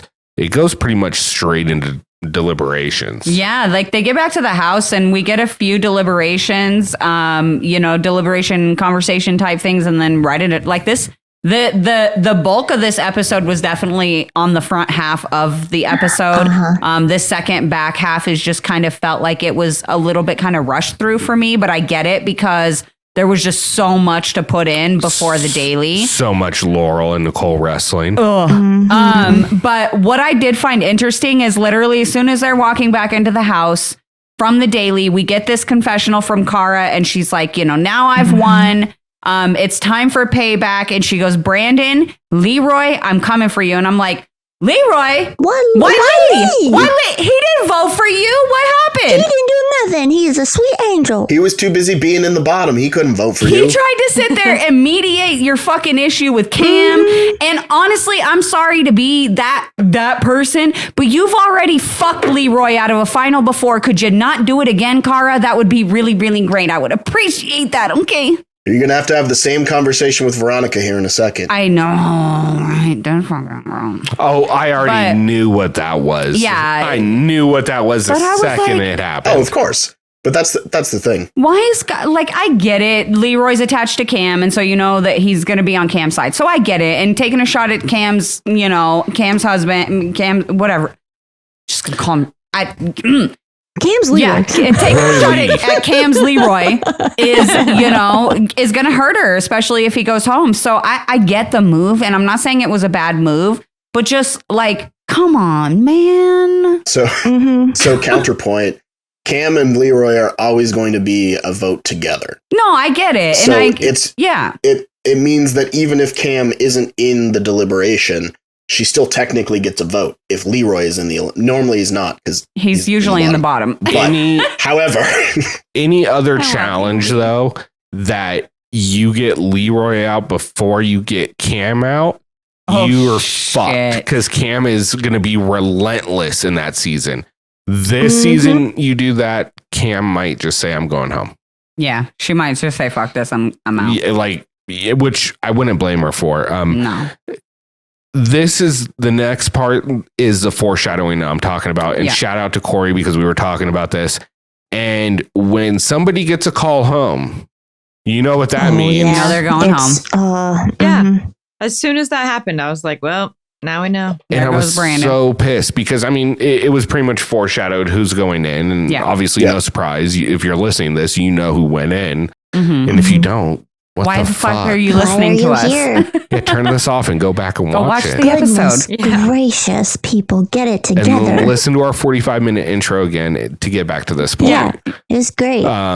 Easter eggs everywhere. Little ones, though. I'm not going to do glitter this week. Just every time we do this, it's going to be Easter eggs just falling everywhere.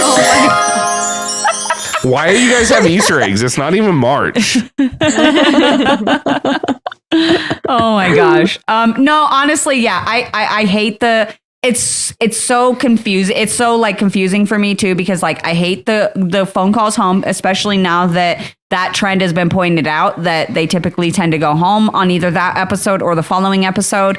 But I still love the calls home. They're so sweet. They're so cute. And this one, like so Brandon cute. Talking about how he told his kids he was in Wakanda. Like, that's the sweetest fucking thing ever. So adorable. And then at the end, when she's like, I love you 1,000 trillion billion. Like, any parent out there can relate to that. Every single parent out there has had that moment where their kid's like, 50 billion, trillion, 20 million, gazillion, 117 billion, I love you. Like, and it touched my heart, and it was just like, oh my God. Sweet. It was. But it made me sad too, because I was like, oh man, he's going home. Like, it was like doubly sad. And then doubly. Right. Then we go from this really like heartstring pulling moment into just absolute bullshit where Nicole's trying to explain to Laurel that she's not going to her bed anymore.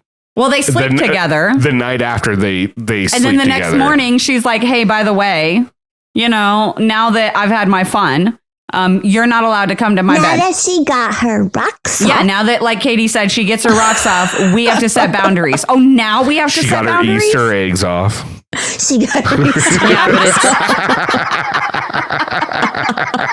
I don't have a lot of good ones, but that was one of them. But yeah, so it's like now you have to set boundaries. You didn't think about setting boundaries last night when Jay literally called you guys out about it? Mm-hmm.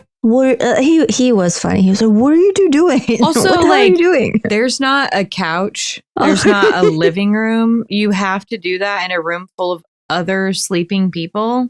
Have you watched the show? That's what they do. I just feel, I don't know. Remember the hall monitor from last season? People have broken bunk beds. Yeah, but I feel like it's different. I do feel like it's different if, like, I don't know. If you're in that room. Like, my problem with Hall Monitor on season 39 of the flagship was that she was going to other people's rooms trying to tell them not to be doing sassy things inside their own rooms. And it's like, bitch, you don't even sleep in here. Go find a bed somewhere. My problem is that she was guilty too, and she didn't say that she was guilty. And that too, yeah. Exactly. But this, I totally get it, because that's Jay's room. He was like already trying to get ready for bed when Laurel came in. Like, it wasn't like he walked in on them, where like that's what Berna was doing. She was walking in on other people. It wasn't like they just started doing it while she was in there. You know what I mean? Like, And to me, that's different. Like, I would never, but if somebody walks in on me, like, get the fuck out then. Two things. I put a sock on the door. I got two things for this. One, could you imagine if they did that in the room with Steve with his CPAP fucking machine? Oh my God. Honestly, I feel like it would be a little bit better with his CPAP machine because he said we can hear everything. And I'm just like, that's fucking Steve gross can't. and also fucking disrespectful to just be right next to you, like doing whatever with grown ass people. The flagship is a bunch of 20-something-year-olds where everybody's all horny walking around. These are grown ass people, like with like husbands and wives, and I don't know. I just don't want to go to bed listening to two chicks do whatever they're doing underneath the sheets. I'd be like, get the fuck out of here. That- Get the fuck out. Or I would go sleep on the couch. I don't know. I will tell you, CPAP machines are not loud. Really? Oh, I have one. The old ones it's- are. I thought Yeah. they were. It just matters if they're a mouth breather because then it sounds like Darth Vader. What was I going to say? The second thing is it's probably good that they did this on the flagship or didn't do this on the flagship, because if they did that around a bunch of like mid-20 males, Oh, God. you would just see like the Yeah. night vision shot in the like Jay's eyes, like Uh-huh. Watching. like if it was Brad, you wouldn't even need the night vision. He has night vision. I feel like everybody was pretty annoyed with them and their relationship, so I don't think it. Oh, I don't yeah. think anyone was like. I think everybody knew that nothing good could come of it, Oh, they knew it was just a storm. The storm's a brewing. but also nobody could really do anything about it. We skipped over the part where Laurel said she like really cut her off and like changed her phone number. That was after the conversation. Yeah, that's Oh. after this, because after Laurel or after Nicole kind of tells her like blah blah blah, you can't come to the bed anymore. She goes and she kind of vents and cries to Cara, and then like Avery's in the room as well. But she's mainly talking to Cara, and she tells her I've changed my phone number, like I had to do all this stuff, all this self-healing stuff, and now it's just right back into the freaking the circle, the endless circle, and it's really sad to watch, especially like if you've been in that situation with somebody before in the past where you just get stuck in that, on again, off again thing. And it's fucking horrible. It is such a terrible feeling. And it's so like just icky. You know what I mean? And so like, I get like where, and like what Laura was saying about like, like the whole like magnet, like where she feels like they're just like magnets and there's no like stopping that like pull and attraction to each other. Most of the time, that's how you know it's toxic. Exactly. Thank you. And that's what I'm saying. There's like a meme that I always used to go back to because I have most definitely been in a situation like that. Mhm. And I do whatever it takes now to make sure that I'm never around that person again. Yep. For lots of reasons, but yes, it like the meme was about like connection versus fuck. She's got to find the meme now. Basically like one thing is giving you life, one thing is sucking the life out of you. Yes. Mhm. And Exactly. that's really how it seems. And Yeah. I did not know that. I did not realize it was like that with them. Yeah. It's tough. Look, I get that in your and this maybe ageism or whatever you want to call it, but I get going through that in your late teens, early 20s, mid 20s. But when you are in your mid fucking 30s, late 30s, because I'm pretty sure Laurel's right around the same age I am, give or Mhm. take. I think so too. Like, I'm sorry, no, you fucking know better. Like, that's what your 20s is for, is to date not in every situation, but in certain situations, that's what you do in your 20s. You date the wrong fucking people to find the right person, right? Mhm. And some people just luck out and they meet the right person in high school and it just happens that way. But for the majority of us, that's not how it happens. You date a bunch of the people that are wrong for you, so you know what's right for you. No, and that's totally true. But you also have to realize that Laurel didn't start exploring this side of her sexuality of being with women until literally like 5 years ago. See, So she's literally like 5 years, and she's basically a teenager right now in this this part of her sexual exploration. You know what I mean? Because Nicole's the first woman she's ever been with. And as far as I know, I don't know, but the only that she's been with, like, officially and publicly and all of that. And so I get where she's coming from. I don't agree with it at all. Like, don't get me messed up. Don't get it mixed up. Okay. I think what Laurel is doing right now is she's being so naive, and it's so stupid, and it's so cringy to watch, and it gives me the ick, and I hate it all. And I hate that we even have to talk about it, to be honest. But, but I understand kind of what she's going through in the moment, and I feel for her. So I don't know. I guess my thing is, like, I get what you're saying, but regardless if she's in a relationship with a man or a woman, it's still a relationship. And there's certain signs that you should be able to read. Oh, absolutely. By this point on whether something's toxic or not toxic. Absolutely. You know what I mean? Just another situation that reminds me that Laurel is just a human being. Like, it is. She's not the Terminator or like fucking Lara Croft or whatever the lady's name is, but right. Like she is a human, and she's still letting her heart do the thinking. And yeah, absolutely. And, I'll give credit to Kylan, because he said it, when you're on these shows and you have nothing else to do, you're forcing, what would normally be 90 days into, 6 weeks. Yeah. Mm-hmm. Yeah. And that's true too. Living in such close quarters 24/7 like that, that's difficult, especially like they said, with somebody that you're comfortable with. It's almost like maybe you shouldn't have fucking come on the show if you weren't ready to be around her. Like, I don't know. Well, that's just how I feel about it. Or if it was that bad. If it was, like. You let production know. I will not. I gotta go. I can't deal with this. I miss some stuff for less.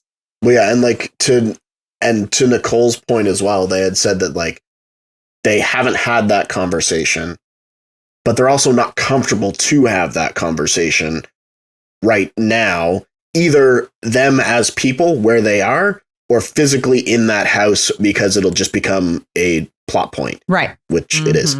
But, like, to Rick's point as well, where your 20s are for figuring out who's wrong for you so you can find out who's right for you. Finding out who's right for you only works if you find who's right for you. Otherwise, you're still looking, and you still have to kind of navigate all of that. So I understand where both are coming from, and I understand you're in a pressure cooker, and all of that is going to come up. And even if you know that it is not a good relationship to be in, that's still the person who may understand you better than anyone else in the house, even if they aren't the right person to understand you. Yes. I get that, but my thing is, it's not a new relationship. This ended on very bad terms in a very big betrayal after something long term. And look, if that person has done that once to you, they're going to do it again. And that's my thing, is like, no, maybe you don't ever meet the right person, but you should be able to identify what the wrong person is at the second go around.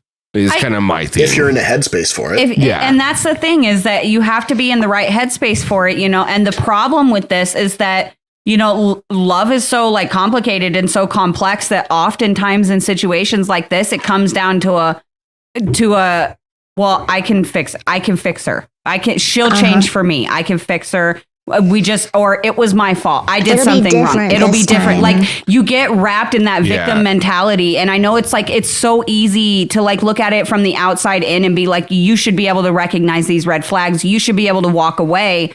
But when you're there in that moment, it's not that easy. And I can confidently say that because I've been there. I've been in toxic relationship where I thought that it was my fault. Things that were happening to me that should not have been happening to me, I thought were my fault. And if I changed things about myself, he would change. And it's like I said, again, just this toxic circle, and it never works out, but it's so hard to get out of that mind frame of thinking. I mean, it took me almost 5 years to get out of that mind frame of thinking and get myself out of a really, really bad situation, so I get where Laurel's at. I don't agree with it. And looking at it from the outside in, yes, it's like, dude, what the fuck, how do you not see this? But, you know, I can put myself in the situation and be like, damn, dude, like I can relate to that. And I hate to see you going through that, especially, again, knowing how it turns out. Well, and my thing is I don't want to say like I'm ragging on Laurel in this situation. I know it sounds like it kind of is, but I also give her the benefit of the doubt that this is really happening because of the space she's in the challenge and the mind space that she's in. And it is a pressure cooker. Yeah. Because I don't think that she would have made the same decisions in the outside world. Yeah. And that's true too. We're also looking at it as an outsider 100%. with not living their lives. Not knowing either of them. Exactly. So we're looking at it 100% mind, 100% rational thought, external from the situation. Mm-hmm. Whereas they're in it. So they've also got a mix of mind and heart, and who knows what the percentages are. And that could change daily, hourly, to the minute. Yeah. And 100%. to add on top of that, I mean, we are watching a highly compressed, edited version of their reconnection. Yeah. You know, so I mean, it's just, but I still don't like it. It makes me feel icky. I don't like it. We got 10 minutes of like a 42-minute episode that was focused on it. Yeah. Versus 24 hours a day. Yeah. For however many weeks. Just because, like we all said, we're Monday morning quarterbacking this because we know how it ends.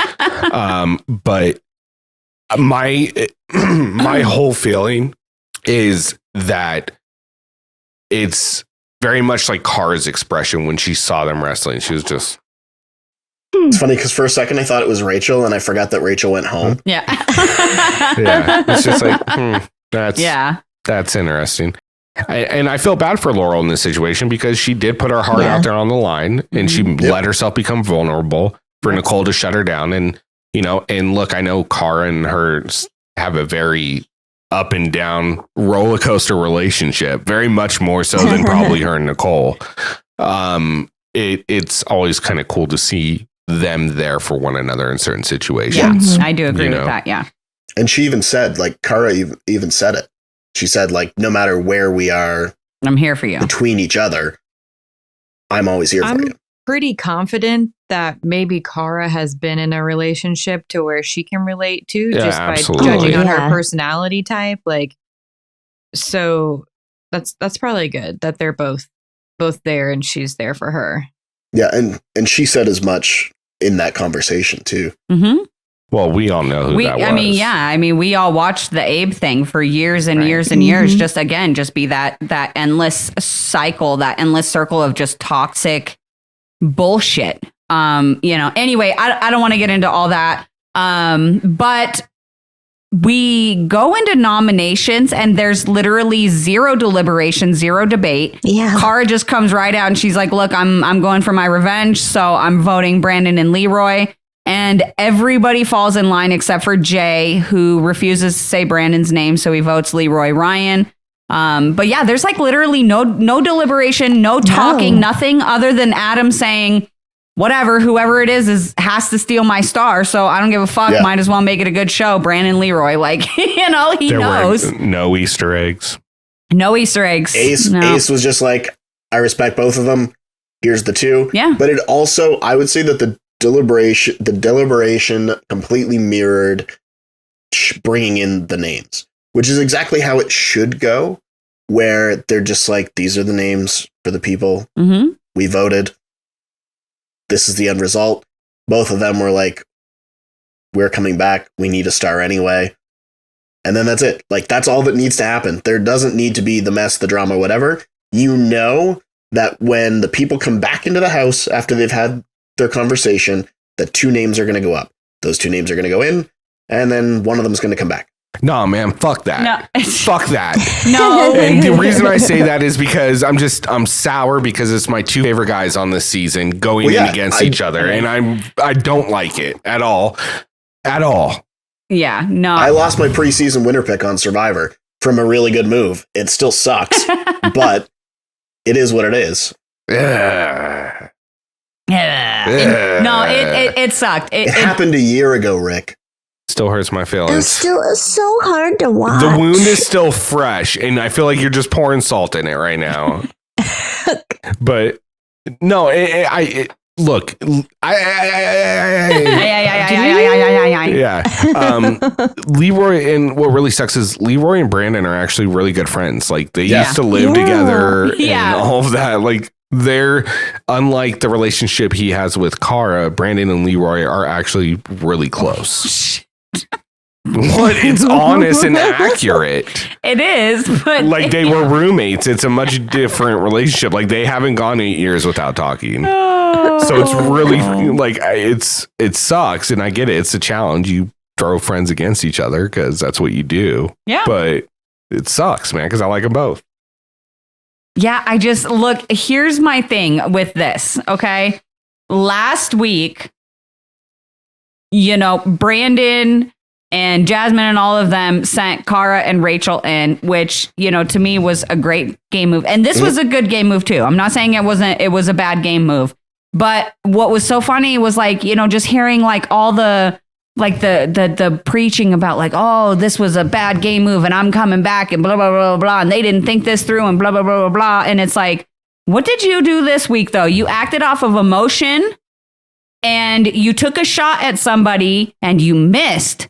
And now, because in my opinion, she needed Leroy to go home. She needed Leroy to lose because now you've pissed off Leroy and you've fucking lit a fire under Killer Cam.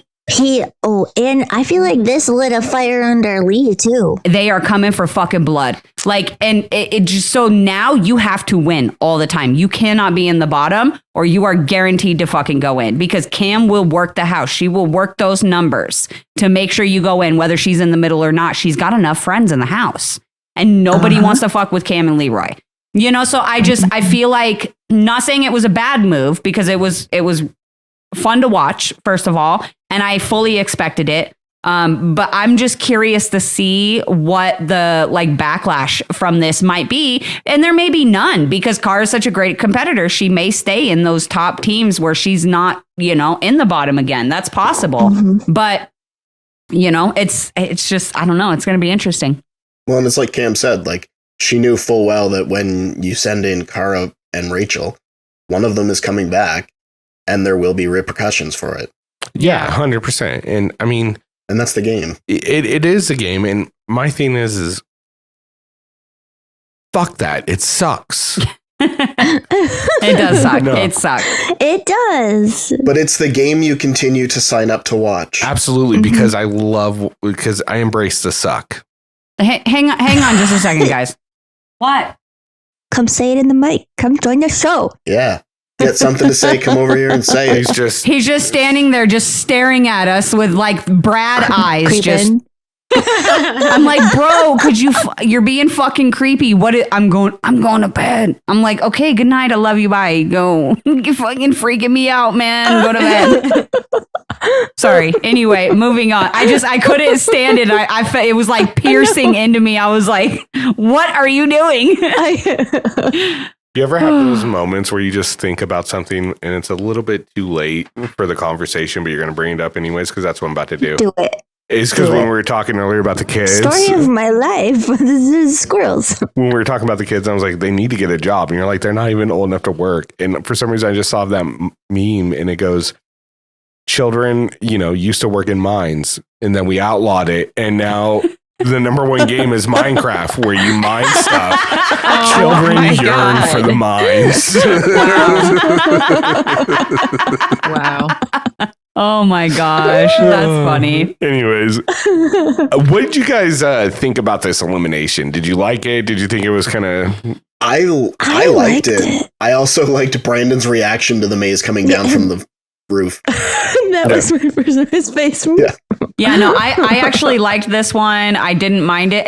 I liked it, but I also think it wasn't the best elimination to watch on TV. You know. But I liked the idea of it, and I could only imagine how fucking difficult that was.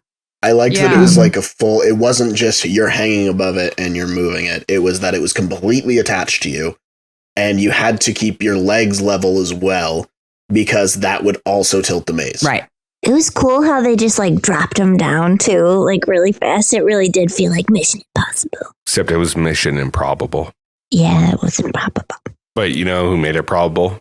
Who, Rick? Leroy. Who? It was close, though. It was It super was fucking really close. close. It was Yeah. so close. It was At so least close. by the edit, it was. I did find this interesting. So I want to know if anyone else recognized this, but when we were watching, when they first started, okay, obviously they had extremely different strategies.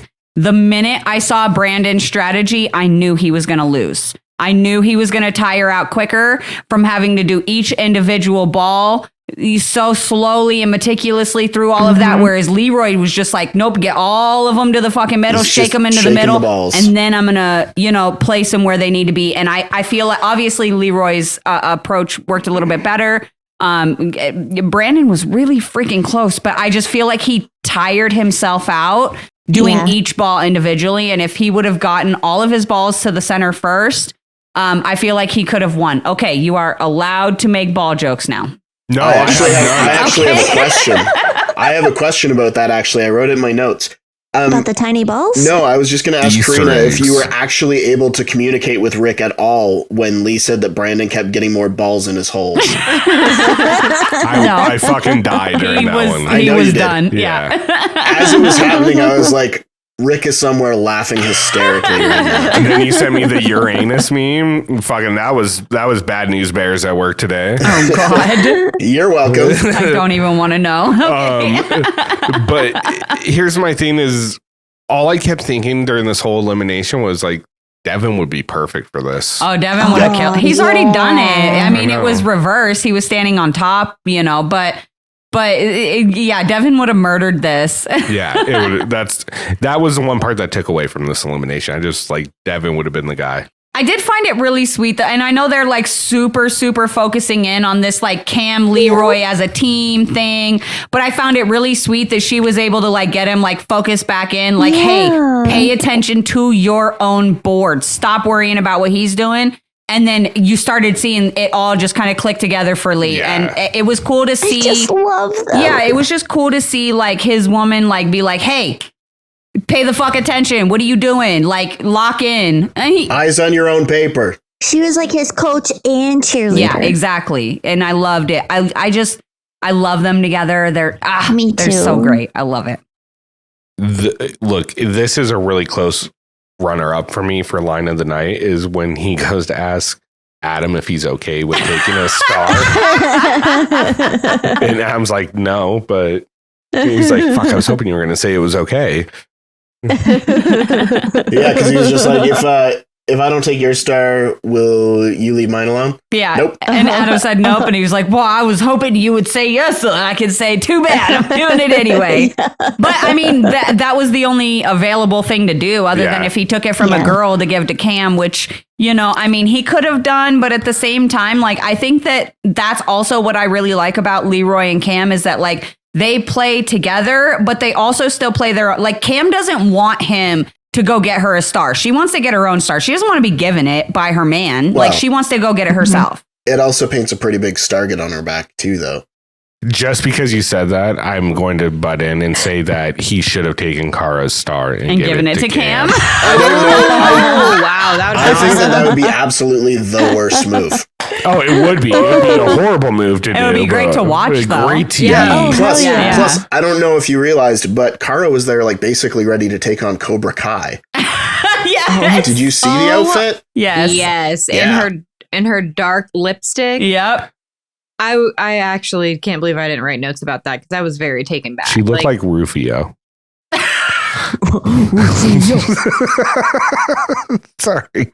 Rufio is the coolest Lost Boy, though. He is. I think she's been yes. called that a couple times. Rufio. She Oh, I has. think so, yeah, too. she has a lot because of the red strand thing. Uh-huh. Anyway. I would say that's more of a compliment than But yeah. Some of the other ones, like what's Johnny Jack? wait, no, yeah, Jack Sparrow. Jack Jack Sparrow. Sparrow. There Captain you go. Jack Yeah, Sparrow. I was like, what's the pirate guy? The She pirate. which is like the laziest insult. Which she does. but it makes it Every time. I see it. It's just because the beads in the hair. That's what it is. That's what it is. Yeah. It's also the bandana. It's Oh, the the leather bandana. cuff. Literally, like her clothes, she like wears scarves and stuff hanging off of Do you her. remember when we thought the leather cuff was Brad's? Yeah, I was Yes, just thinking about that. Yeah. Every single time I see Cara, I'm like, Of course it was Cara. How did I even think it was Brad? How did I ever think it was Brad? Yeah, even if they would have showed the bracelet way down there, you still would have seen beard. Or eyes. Yeah. Oh, did you guys see after they finished the daily, Brad, it was like before they cut to commercial, Brad's literally like holding his beard like a baby bucket. Oh my God, no, I missed that. Scrunchie in have to it. go back. So he had a hair elastic in it, but it He's was done it but every it was challenge. yeah, but the thing was, he had a hair elastic in it. It was not like doubled up or anything Nope, it was to just serve like- any purpose. It was just there. It served the same purpose as this one does on my arm. It's just there. It served no purpose. It didn't even dent the beard. That's why he didn't want the indentation. So Yeah. he's like, I'll just put it on one to contain it. He'd get the straightener out again if he put Exactly. a ink in it. It's just like fucking Nelly wearing a Band-Aid under his eye. Oh my God. Didn't they show him using like a It's like the round brush I blow use dryer that. thing. Yeah. I use that and it is life changing. It's a shark. I know what it No, is because it's- there's one upstairs. It's a beard comb. It's That's a not a, good one. shark. It's a shark. It was not a beard comb. It definitely was like a women's. They do a make women's- beard combs like that though, because I almost bought one for my husband. Your husband has a beard? Yeah, it's tiny right now, but it's gotten real big. That's what she said. I walked right into that one. Ba-dum. He's gonna love this. Poor Gary. We lie you, Gary. One day I'll make him stay awake so he can pop in just so I can say, "Come here, honey buns. Show you a beard. Show me a beard." Right? Oh God. That's so funny. Yeah, I mean, I think for me, for line of the night, I'm gonna have to go with the Leroy talking about Brad at the daily, where he's like, he looks so confident, and his eyes are really wide. Big eyes, ready to go. Yeah, so I'm gonna go with that for my line of the night, and then I'm just gonna throw my MVP in there. I don't have one for women, but for the men, I'm giving it to Leroy. Honorable mention to Brandon. It was a fun elimination. I was like, didn't know which way it was gonna go towards the end. I'm gonna miss Brandon. I'm sad that he's gone so soon. Yeah. Me too. So I hope he comes back again. I hope we see him on a future season. He seems like he really, really wants to. So He's been wanting to for a long time, and so it's like I hope that they keep bringing him back. Maybe. Who's your MVP? Who's your washer? Who are you asking? I don't know. You. Same anybody. ditto. I've got nothing else to say. It's Brandon. It's Leroy and then Brandon runner up. Yeah. And if Brandon would have won, it would just be switched. That's all. Yeah. Yeah, I agree. And I think my line of the night is the other Leroy. Honestly, he has the best lines of the whole episode. he does. He always When does. he was like, well, guys, okay, that conversation was pointless. Let's do the challenge. Yeah, that's mine too. Yeah. Yeah. So I am going to give an Adam one, which was him saying that he'll look after Cam once Leroy's gone. Oh yeah, that was yeah. sweet. Yeah. That'd be like the fuck you are. But also same MVP and honorable mention, because obviously. Yeah. I think my line of the night will actually go to Nicole, and it was for the either do you ever get tired of being crazy, or the it's like I'm in a horror movie. But I also want to give a shout out to Mama Flora Yes. Mhm. for being mom and momming her real hard. Yes. Thank you. She's the Thank female MVP is Flora. There you go. That's fair. Yeah. I'll That's take fair. that. you. Yeah. Yeah. But also Nicole also gets an honorable mention for quote with "What the fuck, Brad?" like 27 times. Yeah. I refuse to give Nicole anything except subtitles. Laurel has to get an honorable mention for continually reiterating to Ryan, "This is why you don't panic." He's like, "It's over. I know, right? He has already panicked. The situation has concluded, but this is why you don't." So on, Future times. on that note, what I love about that moment with Laurel is she's like, she's so like angry and aggressive, but Yeah. she's trying not to be. She's being so nice. I'm really trying to be nice. Yeah, right like now. I don't want to yell at you, so I'm gonna just talk really sharp and slow like this. Like it's just that's why you don't. I was like, oh She my had god. a great moment, like very early on in the episode. Actually, it was like right when Cara was talking when they came back in the house, and Cara walks away, and then like Laurel just looks at the camera. Yep. Deadpanned it. It was Yeah. so funny. I love it. I love it so much. But no, really quick. Sorry. Last thing I want to add in because I thought it was kind of funny and I want to know if I'm the only like millennial here experiencing this issue. So during the daily, okay, they had the Boom Shakalaka song, okay, and I had the subtitles on. And so I saw the lyrics to this song for the very first time in my whole fucking life. Okay, so I'm not alone in not ever knowing those actual lyrics other than Boom Shakalaka. Like that's all I've ever known. Yeah. Nope. Now, guys, if you go read those lyrics, they're weird as fuck. I'm not even kidding. They're weird as fuck. Go read them. Really? The song that the song that starts off "Boom Shakalaka" gets weird with the lyrics. Corrina's dropping knowledge. Easter eggs abound. It's like asking if I. Easter eggs. It's like asking if I know the lyrics to Informer. Of course I don't. Of course I don't. And then I read them and I was like, this is not what I thought this was about. I know the Informer. That's all I know. Did you look at what he looks like? I was a little surprised when I found out what snow actually looks like. It's white and it falls from the sky. Oh. You put maple syrup in it and then it's like candy. And then you roll it on a stick. I would love to do that. Oh my gosh. The only maple syrup we get is from a store. No, I want to show you what snow looks like because it is just so not what you would expect. Whoa. No, not at all. Yeah, he looks. Are you sure that's not Edward Snowden?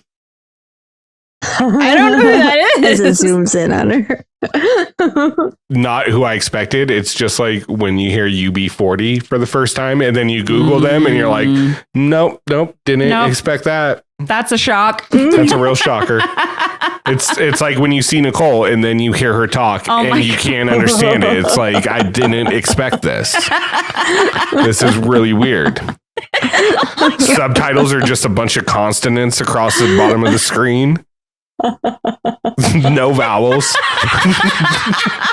Honestly, I think it fits her perfectly. It does once you hear The way voice. she holds her mouth. Like, you just, like, even if you look at her without any sound, I can still just hear it just by where, like how her mouth is. Yeah. No. Yes. My car. Yeah. No. Oh my God. I would love to say that you did. But we already had a conversation about truths. Yeah. We shoot straight here. Yeah. Pew pew. Pew pew pew. Guys, that's all we got. Like, it's going downhill the longer it goes. I don't know if you realized, but we ran out of content 2.5 hours ago. Look, I'm going to be honest. This episode is like the next time on. Like, it didn't look, there was nothing there. And it's the same with this recap. We hope you guys enjoy it. Yeah, that was weird. This one was for us, not for you. We hope you guys liked all of our Easter eggs in this episode. Yes. I can't wait to title Thank this you. episode. Oh yeah. It's gonna be great. The way you make me steal Easter eggs. The way you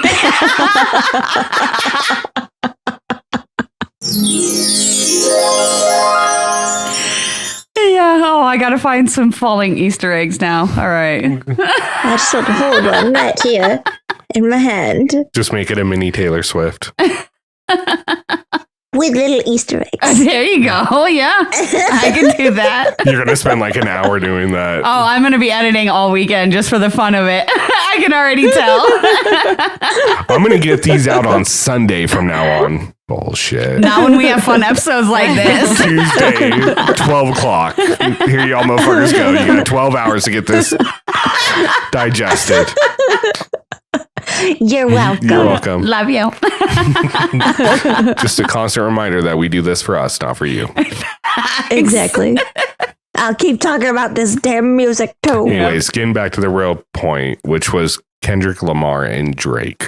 Oh yeah. No, full circle. Anyways, You said you were gonna end it with something. Did you forget? I don't remember. I was a different person. I'm not the same person.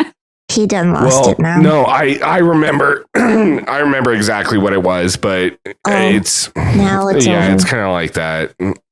It's gone. But anyways, for myself, Ricky, It was a fleeting moment. yeah, Sorry. it's all good. As I continue to interrupt you, this episode will never end. Okay. For So myself, anyway. Ricky Hayes.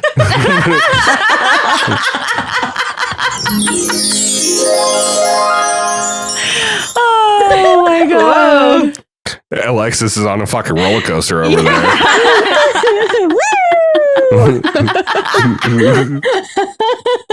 Oh my god, that's so funny. so It is. great. Yeah. Alexis is just like a one-person wave.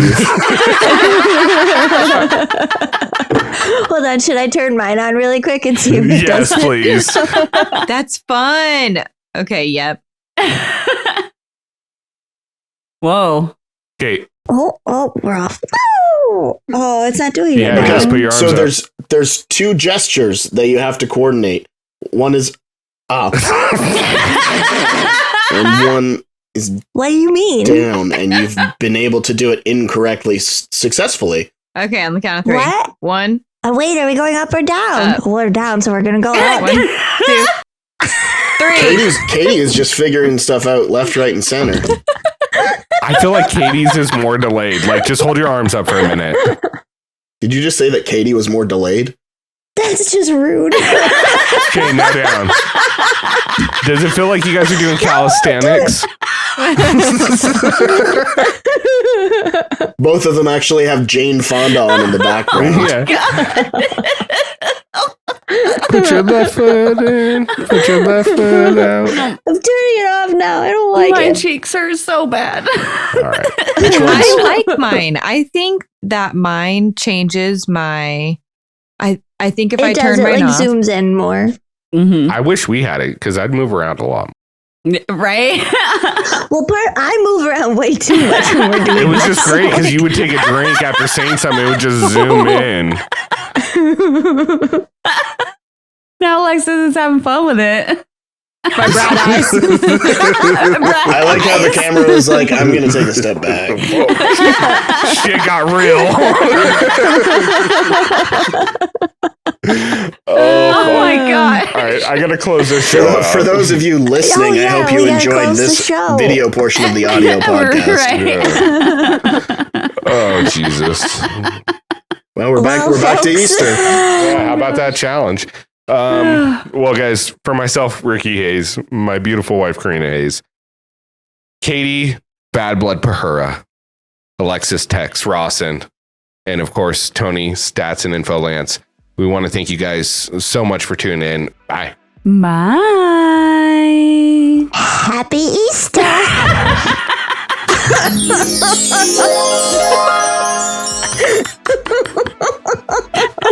Oh my god. Please get us out of this recording I mean- immediately. I'm trying.